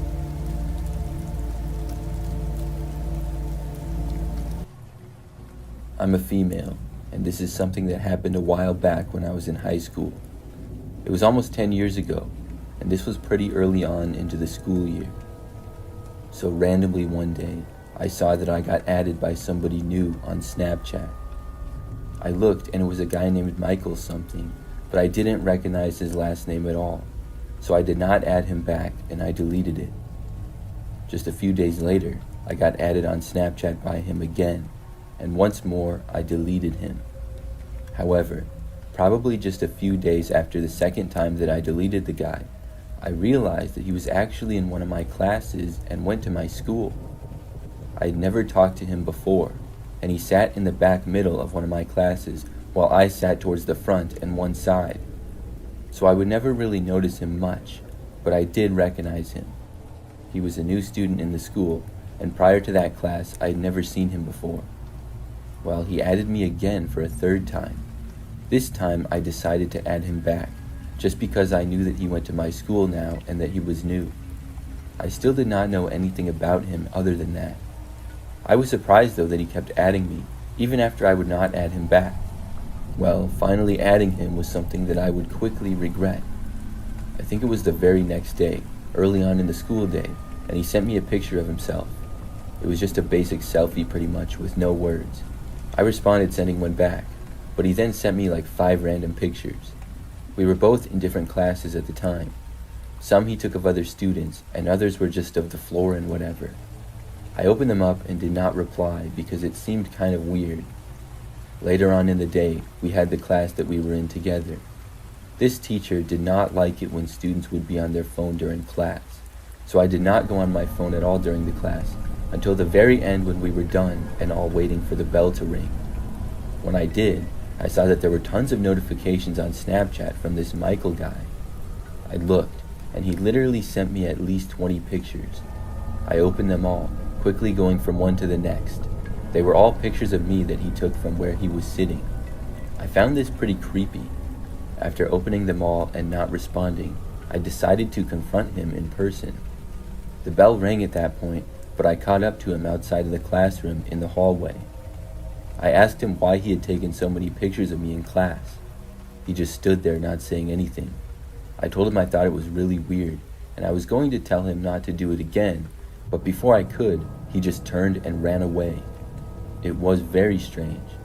Michael was now seeming like sort of a creep to me, and I decided to delete him on Snapchat, so I did. A few days went by, and I saw him in class, but didn't talk to him or anything.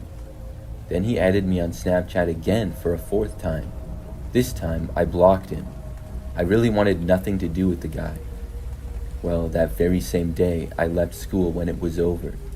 I drove to and from school and had a car during this time. I remember that I left school, and when I was on my way home, I noticed that Michael was driving behind me. I had never noticed this before and was immediately suspicious. When I made it about halfway home, he was still behind me. I didn't think that he lived near me, and I figured that based on his previous behavior, he was possibly following me. When I had made it almost all the way home, he was still there, and after making it less than a mile from my house, I did not want to go any further, so I pulled over to the side of the street. Michael slowed down in his car but did not pull over. He ultimately drove past me and kept going. Then I went home. I didn't really know what to do about this whole deal. Over the next few days, I noticed Michael in class and I completely ignored him. Luckily, he didn't try talking to me or anything. He also did not add me again on Snapchat or try following me home. And probably a week or two after this, I stopped seeing him in class. Eventually, I asked around, and I found out that he apparently changed schools or something. I'm glad that he did.